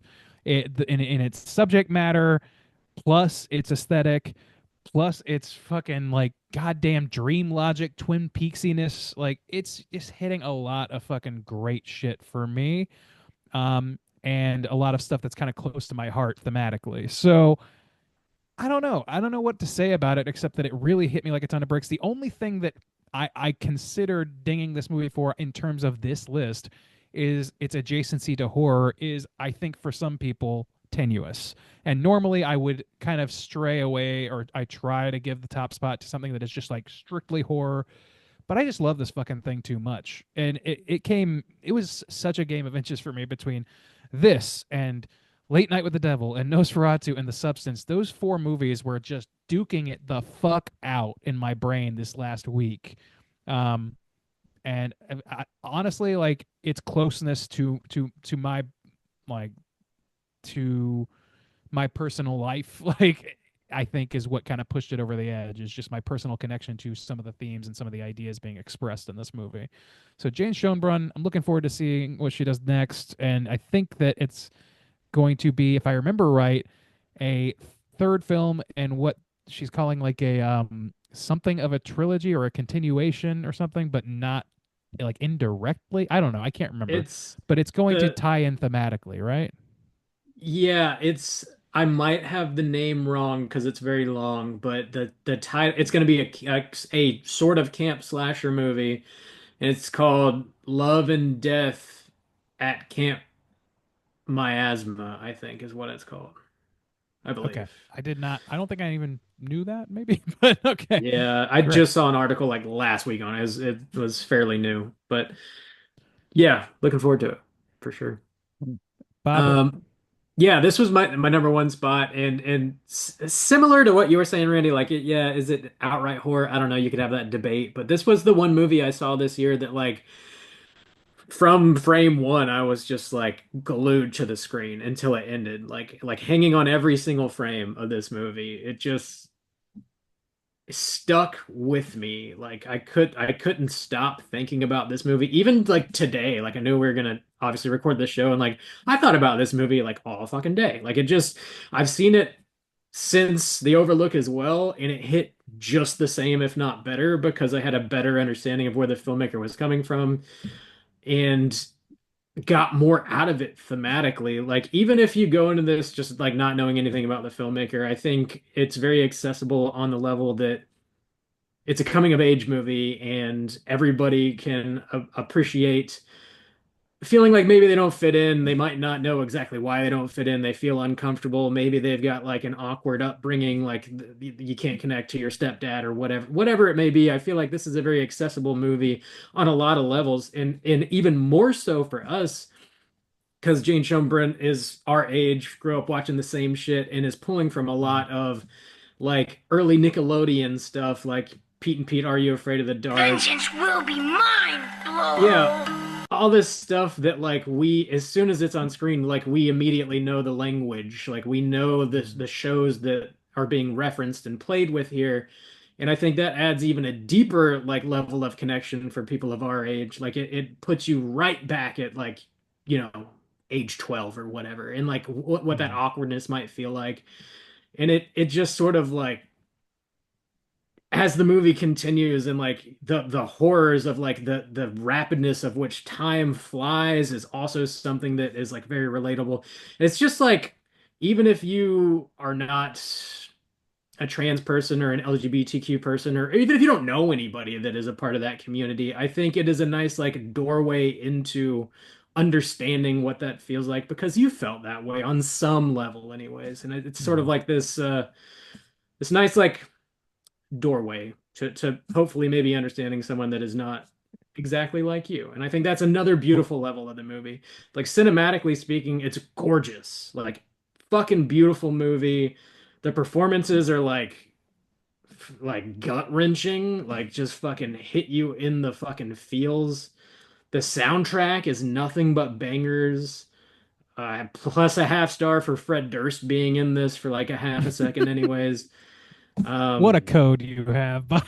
What a code. It just like fucking it hit me. It just hit on every level. I really this movie just is very special, and I like can't wait to see what else Jane Schoenbrun does. So easy number one spot for me. All There right, you Juice, go. tell us why we're wrong, you heathen. No, I don't really have anything particularly against this film. I didn't think about it at all. It's wild that you guys said you thought about it the whole year because y'all saw it like 9 months ago. Yeah. I just saw the one time and haven't had really any pull to revisit it. I think also too, I think one of the reasons, so I really don't have anything against this film, but I think it has such a strong aesthetic that if you're not ready to get sucked into that aesthetic, that it can make you not want to revisit it until you feel like you are kind of. I've had like other pieces like that of other things that I didn't like initially or just didn't strike the chord with me at the time just because I don't wasn't ready for it, or I just wasn't looking for that style at the time that I absolutely love now. And I think that's kind of something going on with this movie a little bit. I think is even though like we grew up with the 90s and stuff like that, sometimes when things are referenced or look so similar to other things, I don't know. I'm not looking to revisit it anytime soon. But I will say the villain, one of the things that has like significantly stuck out about this movie is the villain, that one scene with the blue shit, and then I don't want to spoil anything, but that has Blue shit. one of that has been one of the things that from this year that has been kind of like seared into my brain, that image, that scene, how that all kind of plays out, that idea. Yeah. So yeah, That- but no, I don't really have it. It hasn't been one that has pulled on me in the same way, and I think it's just one of those things where I'm just not harmonizing with the aesthetic yet. That Moon Man face Yeah. is the single most horrifying image of the year for me. Well, it's got all Got the under my dots. skin, man. All the holes in it. Yeah, it's- it that is hits on a very specific fear Oh, of yours. Bob. horrifying. Oh, I need to clean So- out those holes for that guy. I need to, make sure Oh my got his God. craters Clean my clean. pores for me, Bobby. Fuck off, dude! I fucking throw up or I pass love out that or Rob's both, got a or- thing too. I can't It's handle that very shit. funny. Blood for me, Man. holes for Bob. Whoa. Trypophobia is a son of a bitch. If we ever So come across some creature that's got a bunch of holes that's spurting out blood, we're gone. We're goners, Bob. it's all up to Randy. You're right. It's got to save our I'm gonna have to asses. deal with Save us. fucking Moon Man, tooth monsters, fucking. Yep. Oh my God lord. damn it! It's your fault for being so well-rounded, Randy. Mhm. Yeah, that's Randy and I's number one spot. Juice, what do you got in your number one spot? Yeah, the last one one. that we all had on our list, but it was Late Night with the Devil. Again, a one that I would just say is another really fun watch. It pulls from a lot of different aspects. It's another film that's aesthetic is deeply tied to a specific time, and the sets and all the things. This is one that did vibe with me. So I really think that's just kind of one of the big differences with I Saw the TV Glow. But yeah, and again, it's got the Halloween aspect. It's one that I'm like can feel myself like craving for. Like the autumn's coming, the leaves are here, or the chill is in the air. And this is one of those movies where I can already think of that time and think about throwing this one on. It was a pleasure to watch for the first time. I think I've seen it like 3 times at this point, and yeah, it's just fun idea, good execution. I just really like it. Bonus points for the Halloween, you know? Yeah. Yeah, there is some of that. I don't know, man. This movie, I would say at least 6 months of this year was probably longer. Was just stalwart at the top of my list. Like it just lived there. It lived rent free in my head for so long, and I still adore it. But I think that like our conversation when we finally got a chance to sit down and review it dampened just a little bit about it for me, like between like the AI controversy, which is like an ongoing, my opinion towards AI largely changes on the day because I learn new shit that's horrifying and strange. But setting all of that aside and external stuff like that aside, like the internal logic of the found footage aspect of it, like at the time it just completely washed over me. I did not have a problem with the fact that it did behind the scenes stuff because it reminded me of Larry Sanders Show. So it like was like almost an added level of benefit. But when I think of it from the perspective of internal logic a little bit more directly, it suffered a little bit for that. And that's the reason it eventually like dropped for me. It was that plus TV Glow just hitting me in the feels that much harder than the longer it sat with me. So like it was very much a game of inches, especially between these two. At times Nosferatu was at top, at times The Substance was on top. After I got to see those later in the year. But at the end of the day, man, like this movie is just fucking great. I really, really love it. And if I was gonna pick like barn burners for the year, those would be the four for me. It's Yeah. Late Night with the Devil, it's I Saw the TV Glow, it's The Substance, and it's Nosferatu. Those are the four essential films from this year, in my opinion, for horror. Hard to argue with. That's a solid list. Yeah. Yeah. Yeah, Late Night with the Devil, definitely one that we've been like itching to talk about. Took a really long time to get a wide release. Unfortunately, got a wide release in March of this year, which is this is a Halloween movie, man. Doesn't make a lick of sense. David Dastmalchian just killing it, really carrying the show here, and like the idea, the premise of it is just like so smart and so much fun to watch unfold. You know shit's gonna go sideways. You just don't know exactly how. These late night 70s talk show hosts kind of thing, making a deal with the devil, and then like the James Randi influences here, and the live exorcism, and just all the aspects that they just sort of pull from, and they just mash together to create this really, really fun, most likely annual watch for a lot of us, I would think. Dallas Malchin finally like carrying a whole ass movie. I think he's definitely a household name after this, if he wasn't already. So yeah, looking forward to more from him. This is another Australian joint too, by the way. David and Yeah. Colin. Yeah. Is it David and Colin Carnes? I think are the directors. Yeah, I think so. I know Colin. I think David, yeah, as well. Carnes. And Oddity was Irish, right? Yeah. Yeah. Okay. So I'm just trying to tally up the Aussie films here. I guess it was You'll Never Find Me, Monolith.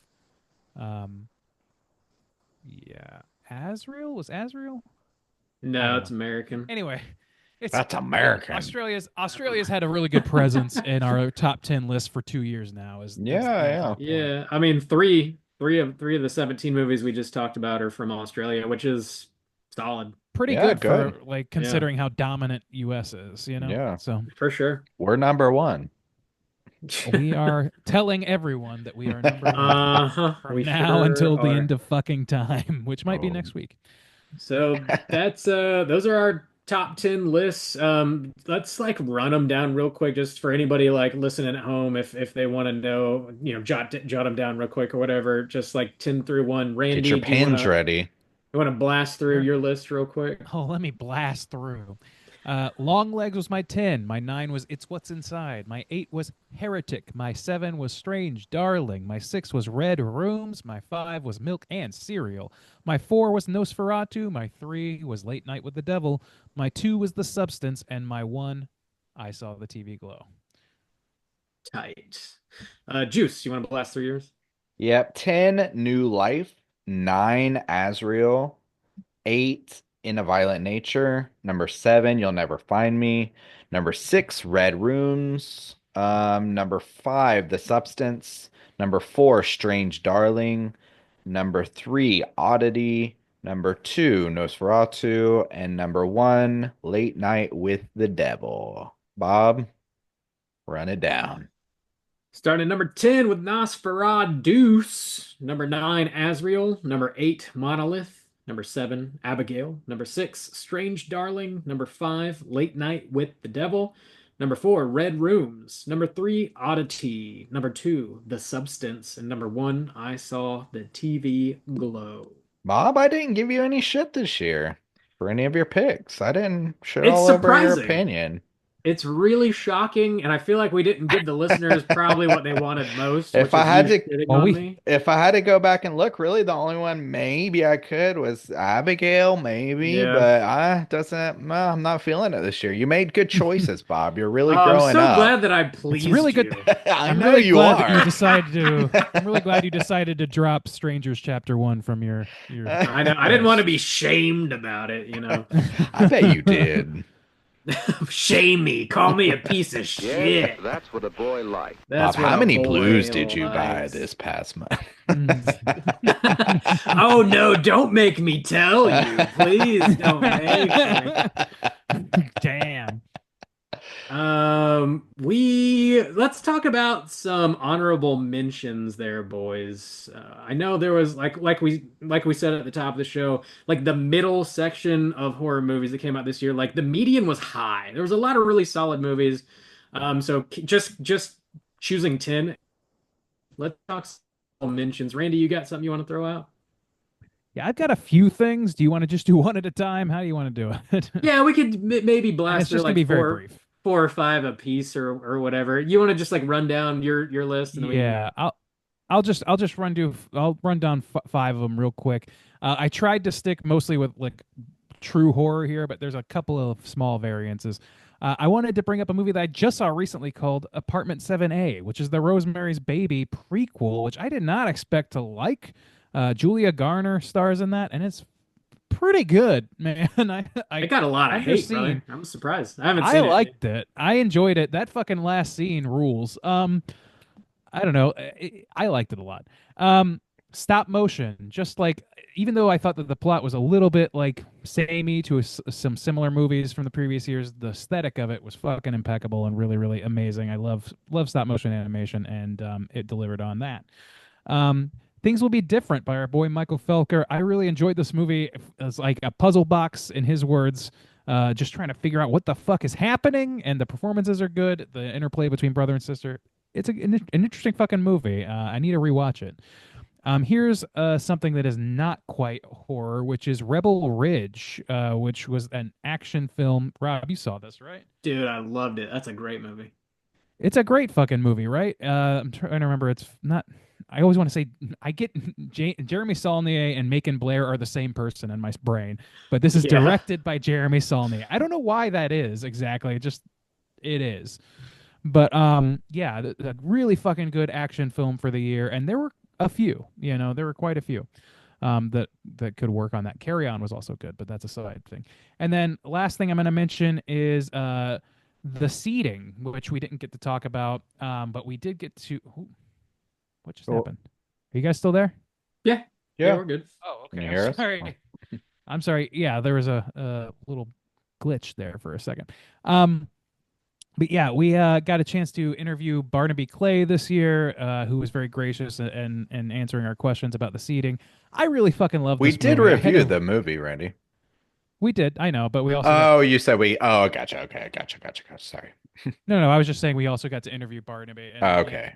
it was a I don't know, man, like a good straightforward horror film that I don't know, had a lot of panache in my opinion, had a lot going for it. I don't want to get too deeply into it, and we're trying to be quick here. So, Juice, why don't you take it over from me? What do you got for honorable mentions over here? Yeah, I had a lot of the same ones you did, so but I'll run them again. I had Things Will Be Different, because that was one of the ones where I was like, not necessarily in the horror realm, but really good. And I think, and I think the hardest thing about it is it doesn't fit into any kind of box. It is kind of a mind bender. It's maybe a little like kind of sci-fi-y and stuff like that, horror elements and stuff. But just a really good, interesting film, unique, not a lot like it. And so I would recommend people check that out. Chime is not really a full horror film, and it's in a weird situation about its availability, but you can see it kind of out there. It's Kurosawa's newest thing on film. I don't know. It's not a short, it's not a film, but whatever. It's 45 minutes, but it's really good, really interesting, really well done. Got his style. Just and some cool Japanese shit going on. But yeah, it's just I liked it a lot. It's just kind of in this weird middle space and not widely available. So, kind of out there. I did want to mention, just because this is also in this weird in between place, and I feel like in some ways we and it got robbed a scotch. But I'm gonna mention Poor Things. If we had been allowed to put it in this year's list, it would have been my boy. number one. If we had it in last year's list, I don't remember my exact list, but I feel very confident it would have been in my top five, probably top three, maybe number one if I can remember what, I don't remember what it was, but probably number one again. But it just, because it came out and we released the episode so early and stuff like that, we didn't get a chance. But just a fantastic film. We covered it on the show. Definitely check that out. And it's that's just a fantastic movie that we didn't get to put on any list. So if you're ever going and doing if you're ever doing a of the 2020s or something, and you're like, whoa, where's Poor Things? These sons of bitches don't know what they're talking about. It's like, well, unfortunately, we just kind of skipped over it a little bit. on that. And the only other one is, I did a mini cast on this. I've talked about it several times and what you've been watching, stuff like that. But that movie Sting, I feel like it's winter time. It's a winter film, and so now's a good time to watch it. We talked about just a lot of fun movies this year, which seems to be a pretty common theme. This is another one that was just a lot of fun. It's just very entertaining movie. So I'd recommend people check that one out. Bob, what are your recommendations? I got a few here. First, I want to mention this movie called Caddo Lake, which is definitely more keep on the seeing that. sci-fi kind of side of things. You haven't seen the That was a movie good though? one. No, but every time I see, I think of you, but you never would say whether you thought it was good or bad. So I've been hesitant to watch. But now that it's on your recommendations list, I'll probably check it out. Oh yeah. Yeah, I liked it. This is the best thing Shyamalan did this year. He just produced it. It was written and directed by Logan George and Celine Held. I believe this was their feature-length debut. They did a bunch of shorts beforehand. It's on Max currently, so it's easy to find. Definitely go in as blind as possible. It takes place in, I believe it's like a swampy ass area. I can't remember if it is Louisiana or if I just like I think it's think out. it was Louisiana. I think it's the Ozarks, isn't it? I don't Is know. it the It's Ozark? somewhere like I don't that. remember exactly, but it's like a swampland somewhere, and Maybe people I'm just kind of go missing, and it's a bit of a mystery, and our main character is trying to figure out what's going on. That's all you really need to know. Just put it on and enjoy the ride. Outside of that, Cuckoo directed by Tillman Singer. Definitely one of the most bizarre movies I think I saw this Oh, year. Um, it's a monster movie, I guess, a bit of a creature feature, but it also has like some giallo aspects, just some really interesting performances. The story is just kind of not like anything I'd seen before. Really interesting film, definitely worth checking out. Humanist vampire seeking consenting suicidal person Yeah, hell is yeah. another That's one a good worth one. watching. yeah. It reminded me a lot of Girl Walks Home Alone at Night, but it's a Yeah. much more accessible version of that, and it's a little more like rom-com kind of, I guess. Yeah. But I mean, the title of the movie tells you exactly what the movie's about.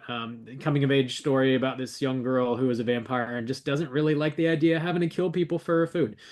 And her parents are trying to wean her off of blood bags. So it's cute. It's a good time. Definitely worth watching. Um, Something else that I know has a lot of problems, but I just had a really fun time watching it is Y2K. I really enjoyed that movie. Super silly comedy, not a serious movie in any way. I got some good laughs though. I think it's worth checking out if you grew up around that era, like we did. A lot of good callbacks in that. And I'll wrap up with a movie that has not gotten a wide release yet, and I don't know when or if it will, which is a Oh, crime. good. It would have made my top I 10 know for exactly sure. what you're doing. It's a movie called Dead Mail. Yep. Oh yeah, that movie slapped. It The slaps. movie And fucking ruled, and it's not distributed anywhere yet. What the the fuck? fuck? Yeah, that movie is yeah, wild. I don't know why it isn't everywhere. It's kind of weird. Maybe people are like they don't know how to market it or something. I don't know, but Oh, it's yeah. I'm taking a guess at that. I have no idea. I hope it gets picked up eventually and God, that movie is lands so on wild. Shudder or something.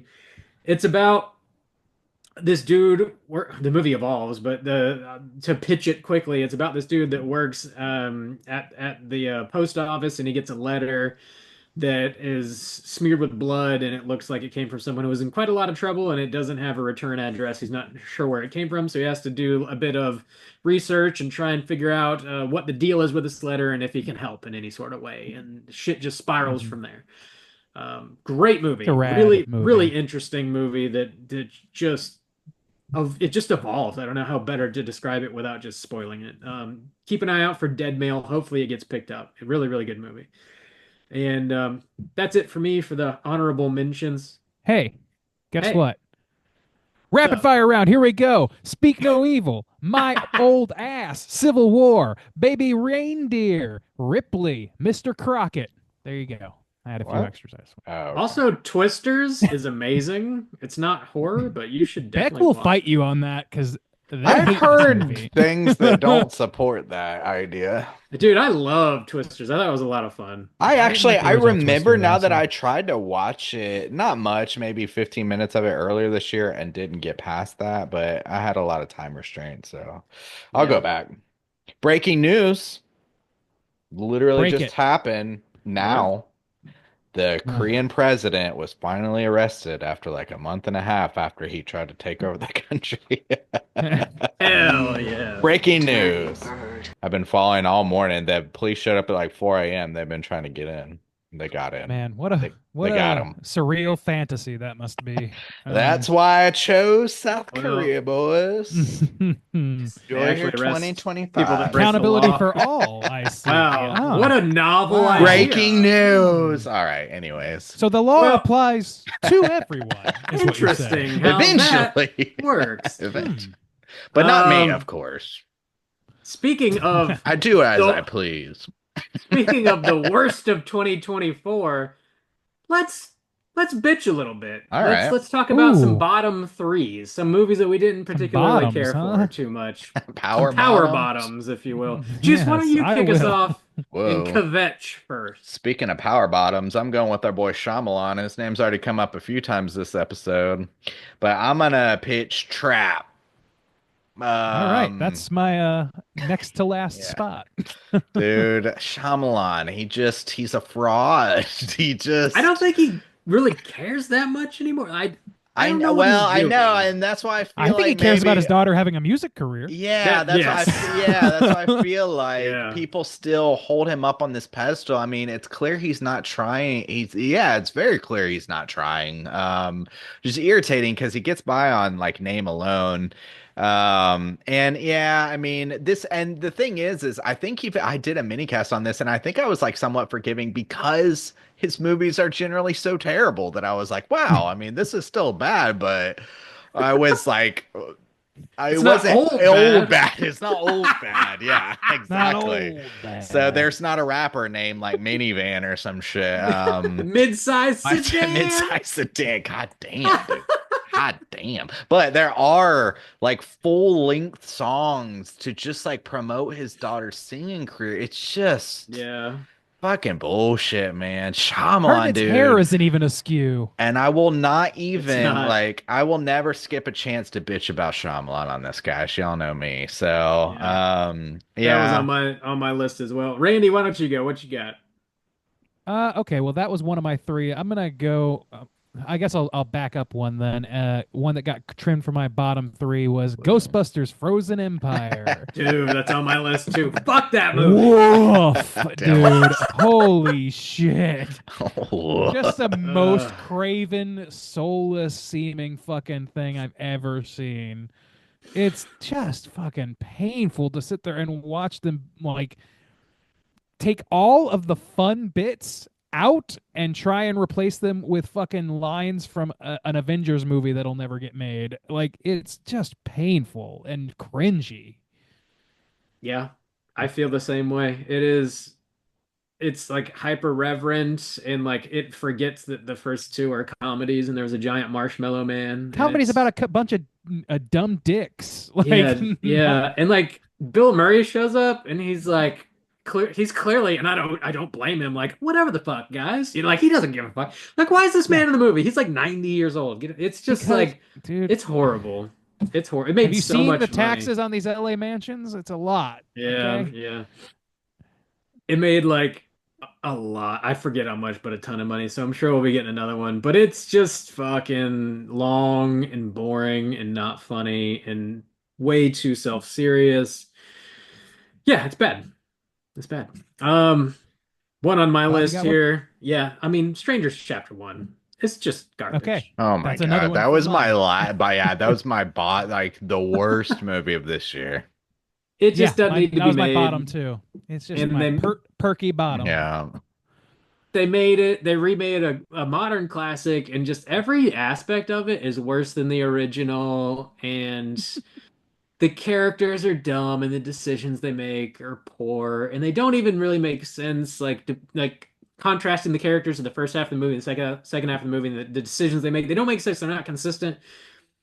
They made 3 movies. We're gonna get 2 more this year, I believe. So it's just a bummer, man. We're just shaking our heads, by the way. We're just Yeah. shaking our heads. We're all just shaking our heads. I can't wait to Oh, find man. out all about the strangers, so they're not strange I want to anymore. find out. Yeah, like Yeah. now I It's, guess we ain't strangers no more. it's hard. Like, if you ever want to see a movie that literally every choice is wrong, like and it's easy to know, if it's a bad movie, but it's an original movie, it's hard to know that because, what is the director intending or what, but to have this movie by it that's not that old, that is beloved, sit right next to it and say, you can like definitively say every choice is wrong. It's unbelievable. It's terrible. Terrible. It's very, Sorry. very bad and stupid. And I could not. I was more interested in listening to the one other person in the theater chomping on their fucking popcorn than I was watching this fucking thing. It was dull. Just take everything that could.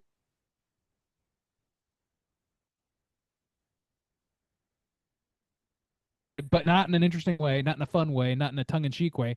In a way, you're trying to make things happen. What? I'm sorry, Yeah. you're making a face. The whole thing just froze for me. Did it freeze for y'all? No. Oh no! Oh, really? Okay, you can still hear. Okay, bye. As long as you Yeah. got it, Bob. Sorry. Yeah. No, yeah, everything I could looks hear solid. me. Okay, cool. Juice, did you have another one? Night Swim. I haven't seen it. Not great. Yeah, just because I mean yeah, it was another one of those like January movies or something like that, and I don't like that lead. I've talked about him having a punchable face or whatever. Mm. Um, but yeah, I mean, not too much to bitch Wyatt about, Russell. honestly. Yeah, but I mean, it's just not good. January horror, honestly, is what it is. It is what it is. Kind of Got forgettable. Yeah. dumped. Yeah. Not great. Randy, you got another one? Yeah, I got another one. I could go one more. I don't know if you guys saw this or not, but you definitely saw me bitching about it recently. A movie called Black Cab with Nick No, Frost. yeah. Which was a significant bummer because I have nothing but goodwill in my heart for Nick Frost. I love the man to death, but Jesus Christ, this movie was a fucking wreck. It was just like incoherent. It was trying, like I said on the Slack, it's like a word that I rarely use because I think it's used by people that are themselves this thing is pretentious. I think it's like it has a pretense, has all the pretenses of having something important to say, but it doesn't have anything important to say. It doesn't even know what it's fucking saying. It's incoherent, rambling mess, and it fucking sucks. If it had just stuck with Nick Frost, so the premise of this movie is this woman and her boyfriend are fighting. They get into a cab. She's had some weird premonition or something like that of something bad happening, and it's Nick Frost's cab, and he starts driving them away into a night of horrors, let's say, without spoiling anything for anybody who gives a shit. Maybe you'll get more out of it than I did. I hope you do. But I was really fucking put off by this thing. If it had just been Nick Frost being like a dirtbag, like leading these people down this like chaotic fun house of a night, it would have been more enjoyable. It would have been expected, but more enjoyable than what we ultimately got, which was, granted, didn't go where I expected it to go because I also don't know like fucking what number is going to roll on the dice next. And it seems like, and to whatever extent it had some themes at play, it was just fucking. It was just not fleshed out. It was fucking surface level, if anything. And so, but it had all of the import attached to it cinematically to make it feel like it was supposed to have more to say. It just like I hated this movie. Yeah, Brutal. not recommended. I'll wrap us up here with Beetlejuice. Yeah, that's on there.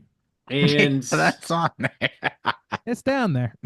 it's not great. This is like at least 3 entire movies slammed into one movie, and nothing really amounts to really mean anything at all.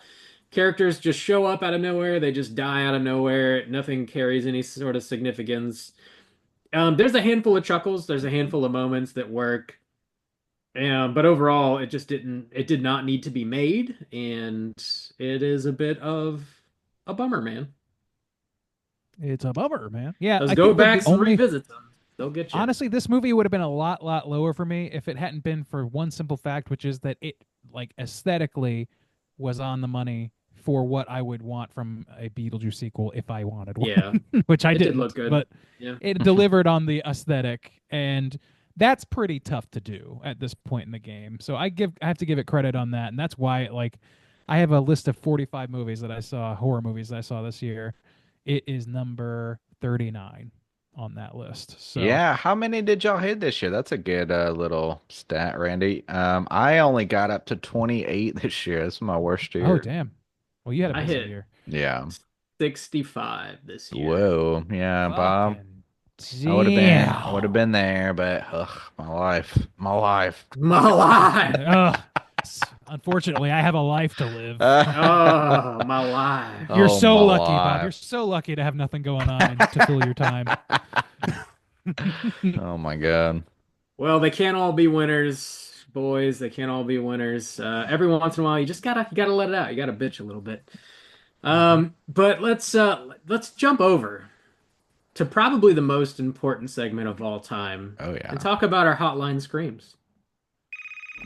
Hotline scream.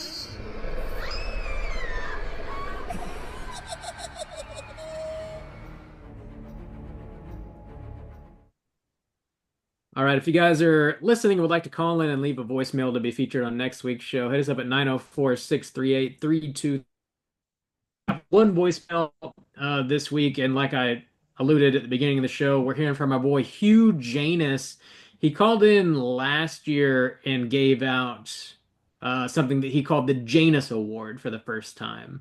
It's an award for one of the three hosts on the show who said something that he just thought was funny and really liked. So he created this award. He called back again this year to hand it out once more. Let's go ahead and listen to your boy Hugh Janus. Let's listen to the Hugh Janus. Yep, Hugh calling. It's time for the Hugh Janus Award. It was a great year. It was hard to get through. There was a lot of stuff to check out and go through. It was a tough decision.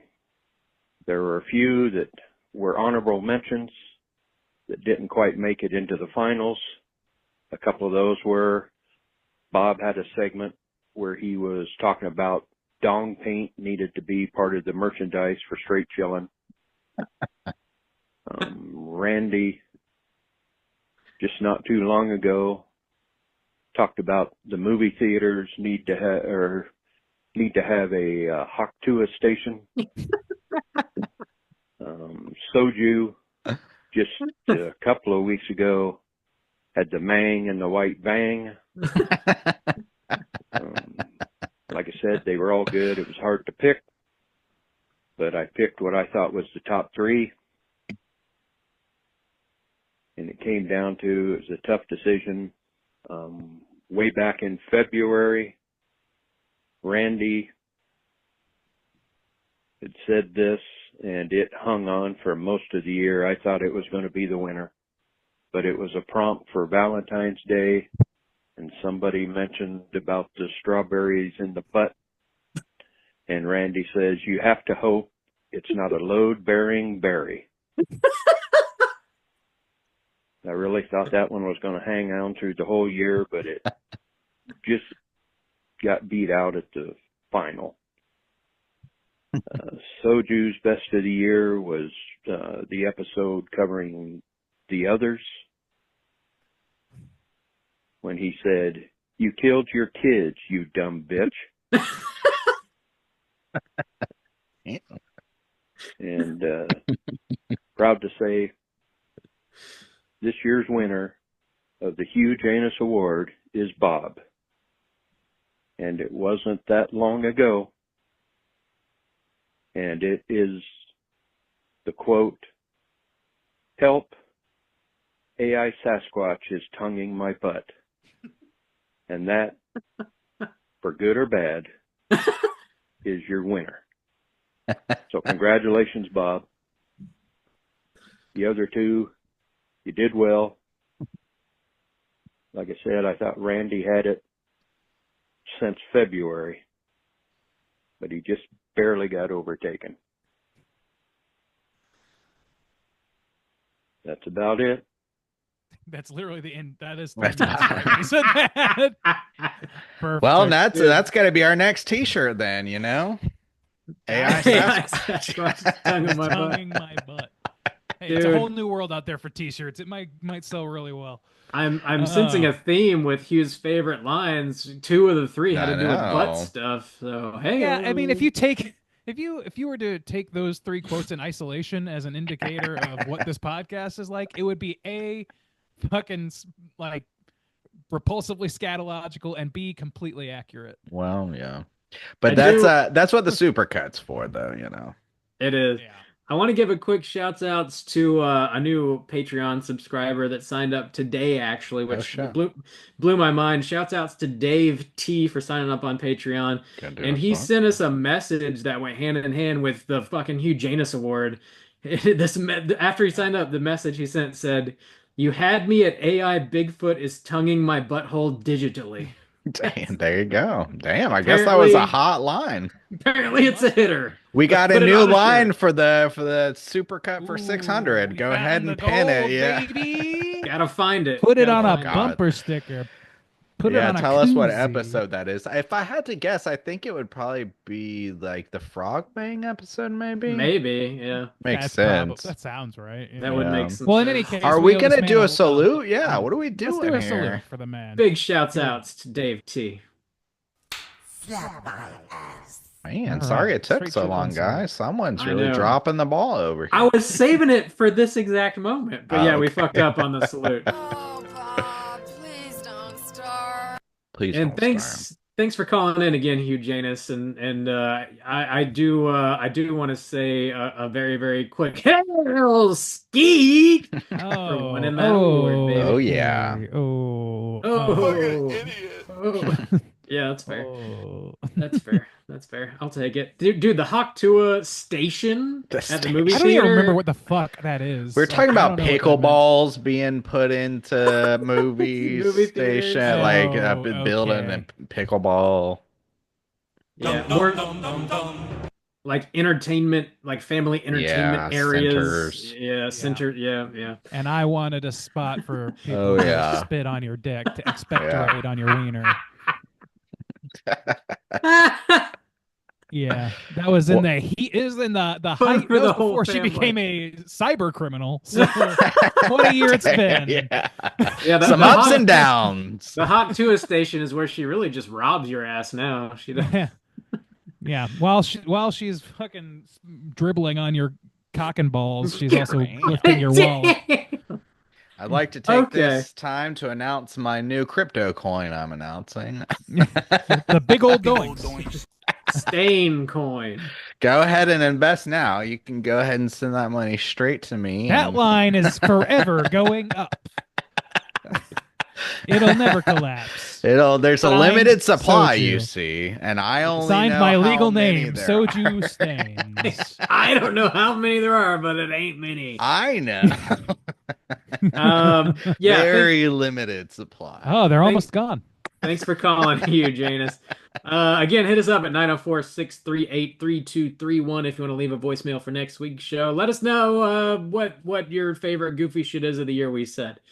Hand out your own mini Janus award. Not I don't know if I can Hugh, face but anymore. Mini. I don't know. I don't want to look. There's a reason I don't listen back to this shit. Or hit us with your favorite films, top 3 films of 2024, or bottom Yeah, 3 if or you just want bottom. to bitch. Hit us with your bottom. Hit us with your power bottom Please 3. hit us with your bottom. Yeah, 904-638-3231. We're gonna wrap up tonight with a quick look into the future. There's a lot of movies coming out in 2025, and we're gonna blast through some of them. I got a list of like 50. I don't know. We got to be kind of quick about some of these, and some of these I don't even know what they are, to be honest. Yeah, that's the thing. It's like a lot of them are just titles, which is great because Yeah, they're they're not just sequels. titles. Yeah, Like, starting with January releases here. Getaway, a new Nick Frost joint currently on Shudder. I did watch that. Also, not a hitter for me. Didn't love it. I'm not gonna trust that man anymore. Yeah, Goosebumps: The Vanishing just hit as well. It's another like Goosebumps mini series. Yeah, what the fuck? Wolfman coming out this Friday. We are going to be reviewing that next week, so check it out. Lee Winnell's new film. He killed it with the Invisible Man. Let's see if he can kill it with a Wolfman. only with a silver bullet. Presents coming out January 24th, and this is like a ghost movie, Steven Soderbergh movie. It looks like it's shot from the POV of a ghost. Lucy Liu stars in it. The trailer's Whoa. out. It looks spooky as fuck, honestly. I'm kind of looking forward to it. Grafted, January 24th, also hitting Shudder. Looks like a body horror movie. Companion hitting the theaters January 31st. This is there's a trailer out for this. It's got Sophie Thatcher in it and Jack Quaid. It looks I don't know what to make of it, but it looks interesting as hell. I don't know. I don't know anything about it, but I love both of those actors, so I'm in. Yeah, Sign me up. I'm in too. I'm definitely looking forward to that. Maybe it might be worth reviewing. We'll see. Screamboat Willie comes out the 31st. That's probably going to be terrible. That's old Terrifier's in that. Yeah, they released Terrifying. They My released boy an image. Terrifier's in that thing. Terrifier the released clown. He's the An image best. of him in the mouse costume today. It does not look very good. Kind of looks like Terrifier in the face. Oh, I guess I didn't look that close. Oh, It really? looks like a It's got fucked like up, white makeup. Yeah. like a really cheap costume. I don't know. Here's the thing. I wonder at what point. I mean, we've had a lot of these. We had like the Grinch one, and the obviously the Winnie the Pooh verse. Which today I Mhm. learned they're calling it. What is it called? The Poon verse or something? The Poon. Pooniverse. Just the yeah, the poon. Yeah, I'm like sounds so dirty. That sounds like a Pooniverse, yeah, raunchy Pooniverse. college The hot comedy from the early Pooniverse, 2000s. yeah. The Pooniversity. But Like- at some point, like these things are public domain. Like we gotta get a good one eventually, right? I mean, like somebody's. Are they gonna make a fucking horror Tintin or something? Dude, the I don't Peter know. Pang movie just came out Oh, yesterday. Mikey went and saw it, and Popeye's out. he did not love it. he didn't. I Popeye mean, is they can't even public make a good domain now. regular Peter Pan movie these days. I Yeah. mean, They I actually don't- are making. I just realized. I just remembered. I saw a trailer for a Popeye horror movie. Yeah, Really? it's coming. Yep. It looks bad. Come Yeah, on, shocker guys, here. make a good one. No, that Just defeats do the it. purpose. The purpose is to make a quick buck off of without paying a license. That's the only reason to. Carrying on. Last thing I got for January 31st, movie called Dark Match, hitting Shutter. It looks like a wrestling horror movie. There's a trailer out for that right now. Yeah. Really Feb- relying on Chris Jericho's acting in that. it Yeah. seems. February 7th, movie called Heart Eyes. Looks like a Valentine's slasher. The trailer gives too much away, heads up, but it does look fucking dope, actually. Yeah, it does. Yeah. All right. I'm excited about Check it that. out. February 14th, hitting Shutter, a movie called The Dead Thing. I don't really know what that's about.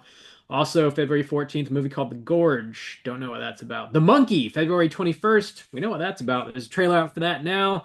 Osgood That's for Perkins, jerking it. new joint. Might be covering that, perhaps. We'll see. Gazer hitting February 24th. Not sure what that is either. Into March, there's an A24 joint March 15th called Opus. And I'm not exactly sure what it's about. I think it's music related, and I am blanking on the actress's name, but it is the young woman that is in The Bear. Oh, what is her name? I can't remember. She's starring Aowa in it. Dabiri? Yes. Yeah, thank you. She's in it. Looking forward to that one. Ash is hitting March 21st. And then March 28th, The Woman in the Yard. We just got a trailer for that today. I didn't have time to watch it. It's a Blumhouse joint. I've heard it looks kind of spooky. There's a How many woman. milkshakes does She's in she? the yard. Bringing them all. I'll be there. Moving into April, there's a movie called The Ritual, dropping the 18th. It seems like an Exorcist joint, and it's got Dan Stevens in it. Ooh, okay. And Zero to Midnight. there's another like a big name that I'm blanking on. No trailer yet. Keep an eye out for that. Pacino. Fuck, Jesus, Pacino, man. yeah. That's not what I expected to find. Right? Yeah, that could be interesting. That could be a good one. The Exorcist Deceiver was supposed to come out in April. I'm sure that is pushed far, far back now. Until Dawn hits April 25th. That's that video game adaptation. It's like a slasher that takes place on like a snowy mountain. I've never played it. It's super popular though. I know What is people that called? love it. It's called Until Dawn. Oh, I'm unfamiliar. So- yeah, the title does sound familiar. Yeah, wintertime slasher is what it looks like. Moving into May, Clown in a Cornfield drops May 9th. That is a book. Maybe even a book series, I'm not sure. But there is, I think Devon Sawa's in that. There's some notable names in there. Half star right Um, there. You are a Sawa boy. I believe he's in it. Maybe a handful of other folks. It could be a fun one. Sounds silly. Final Destination Bloodlines drops May 16th. Speaking of Sawa, I don't think he's returning. But, you know, that might be interesting. Not sure. Hurry Up Tomorrow also drops May 16th. Oh, I'm forgetting who's in that off the top of my head, but it's got some names in it as well. June, there's a big one. 28 years later, June 20th. That trailer looks sick. What is Definitely it? looking forward to that. 28 28 years later. Oh, 28 years later. Okay, sorry. Yeah. Yeah. looks solid. It looks solid. And is there any truth to the rumors that is the beginning of a new trilogy? Oh, Yeah, I believe it is. Yeah, I guess so. I read an article online. I can't remember if it was on Bloody Disgusting or not, but I believe the first two are supposed to come out next year. That's so dumb because they just ruined that good setup of the Yeah. days, Well, I don't like. I the just years. Decades, 280 Yeah. years later. centuries. 280 years. We're in space. They're taking it to 28 space already. decades They're later, just jumping Hell just yeah. jumping into that Well, one. I don't know, man. I don't know that I'm like I'm excited for one movie of that, but I don't know if Yeah. I need 3 of 28 Days Later plus Mad Max or whatever they're doing. I agree. Give me the. I'm excited about the one for sure. Yeah. Mithrigan Deuce drops June 27th. Ew, excuse me. Damn, she got pushed all the way to June. Didn't she start off in January? I don't remember honestly. Oh. But yeah, people you mean fucking the first movie? fucking love that Yeah. first one. It's like a I think that was January, like a February January, movie, yeah. something like that. I want to say that's right. July, Jurassic World Reborn drops July Jesus 2nd. Christ, for How real? long is I this don't gonna know. keep They're happening? apparently going back to Time. basics, boys. It's gonna be Is it- so good. Jesus Christ. Send them back in the past to deal with Jurassic, like destroy all the Yeah. dinosaurs in the Jurassic period. Do fucking anything, but I don't know. Do nothing, actually. Do nothing. Don't make this movie. Do anything, but I'm do advocating nothing. the wrong thing. Let Don't me do guess. anything. There's Don't do gonna anything at be all. some dinosaurs, and they're gonna get loose. Oh, I know no, what you unexpectedly did. they got loose. Oh, oh dear. Oh gosh. Oh. I know what you did last summer. I found a way. Remake Who or saw it? reboots, or I don't. July 18th. We're getting a new. I know what you did last summer. Oh, August. There's going to be a new Insidious Tale. Right now, I'm seeing it's called Thread in Insidious Tale, dropping August 29th. I feel like that's going to get a new title. I don't know what it's going to be, but that's the coming last out. one wasn't so terrible. It was a movie, and like It wasn't great, yeah, but it was like was- I didn't hate it, but it it was was like passable. it was a movie.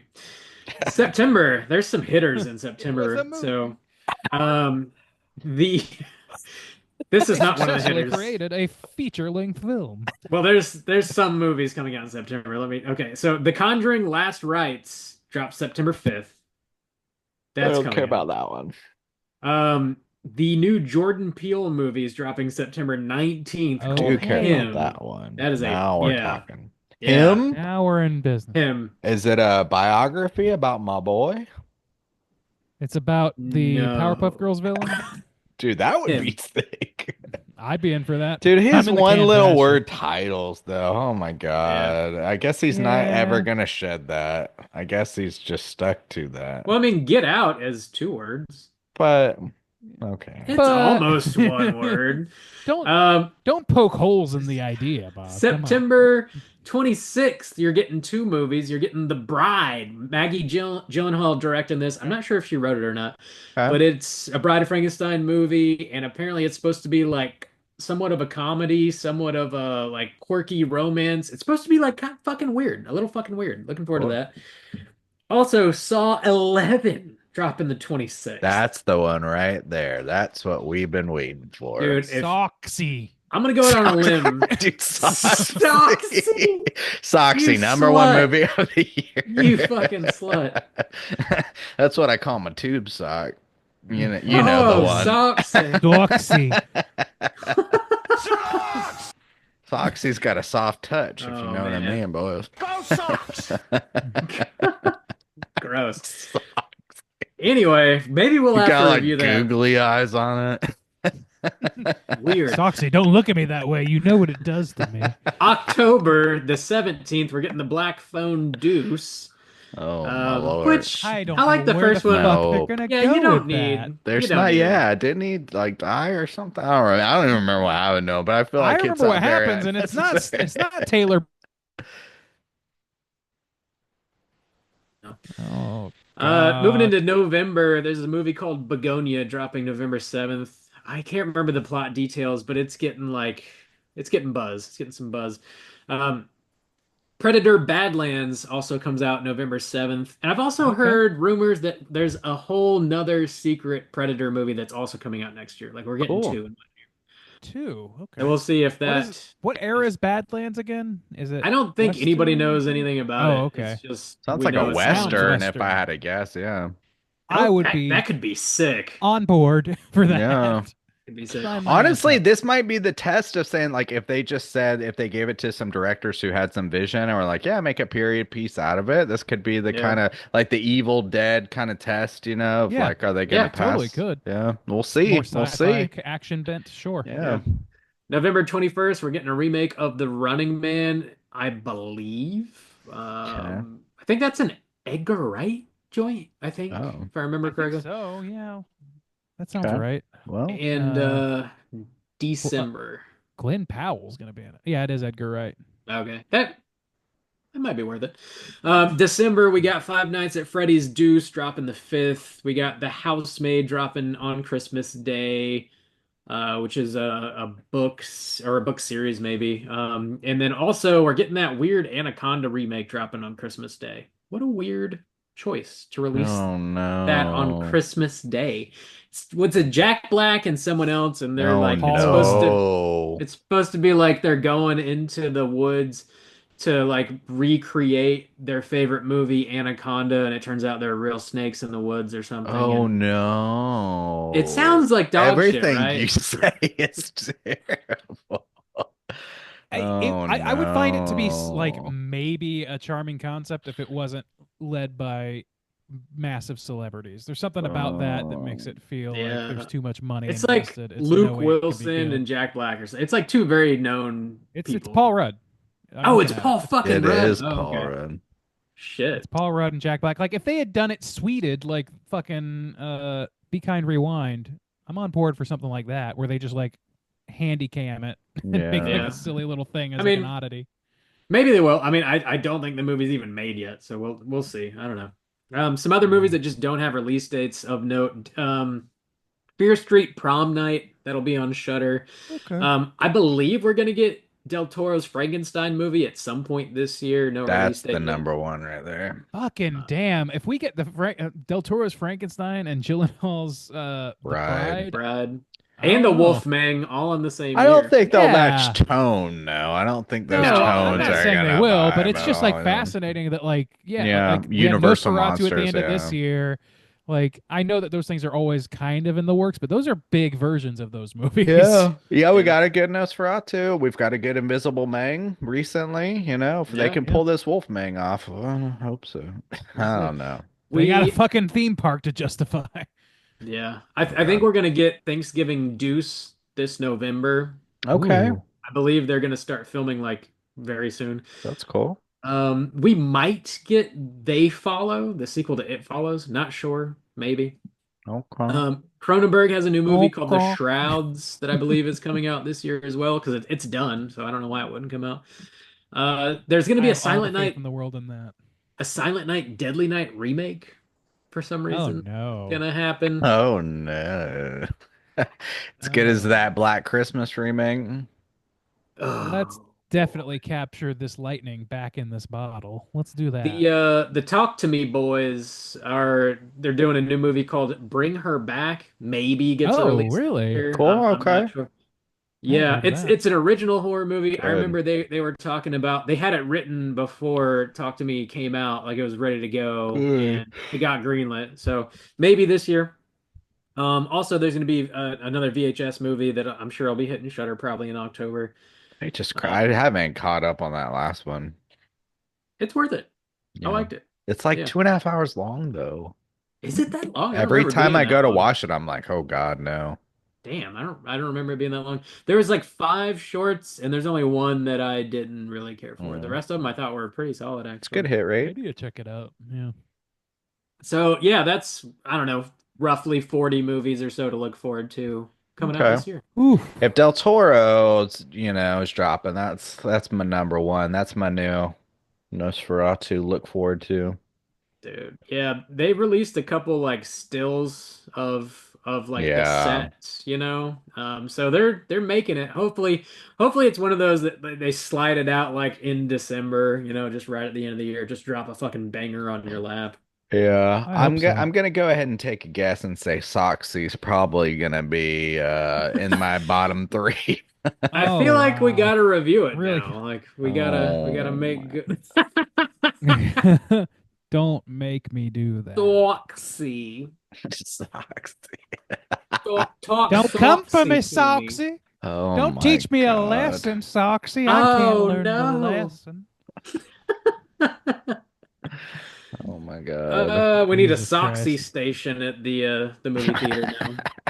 That's the cheap version. That's the discounted That's version. the off-brand. Yeah.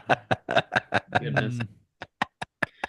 So that's gonna do it for us. We're wrapping up 2024. We're sticking a pin in it. We did the damn thing.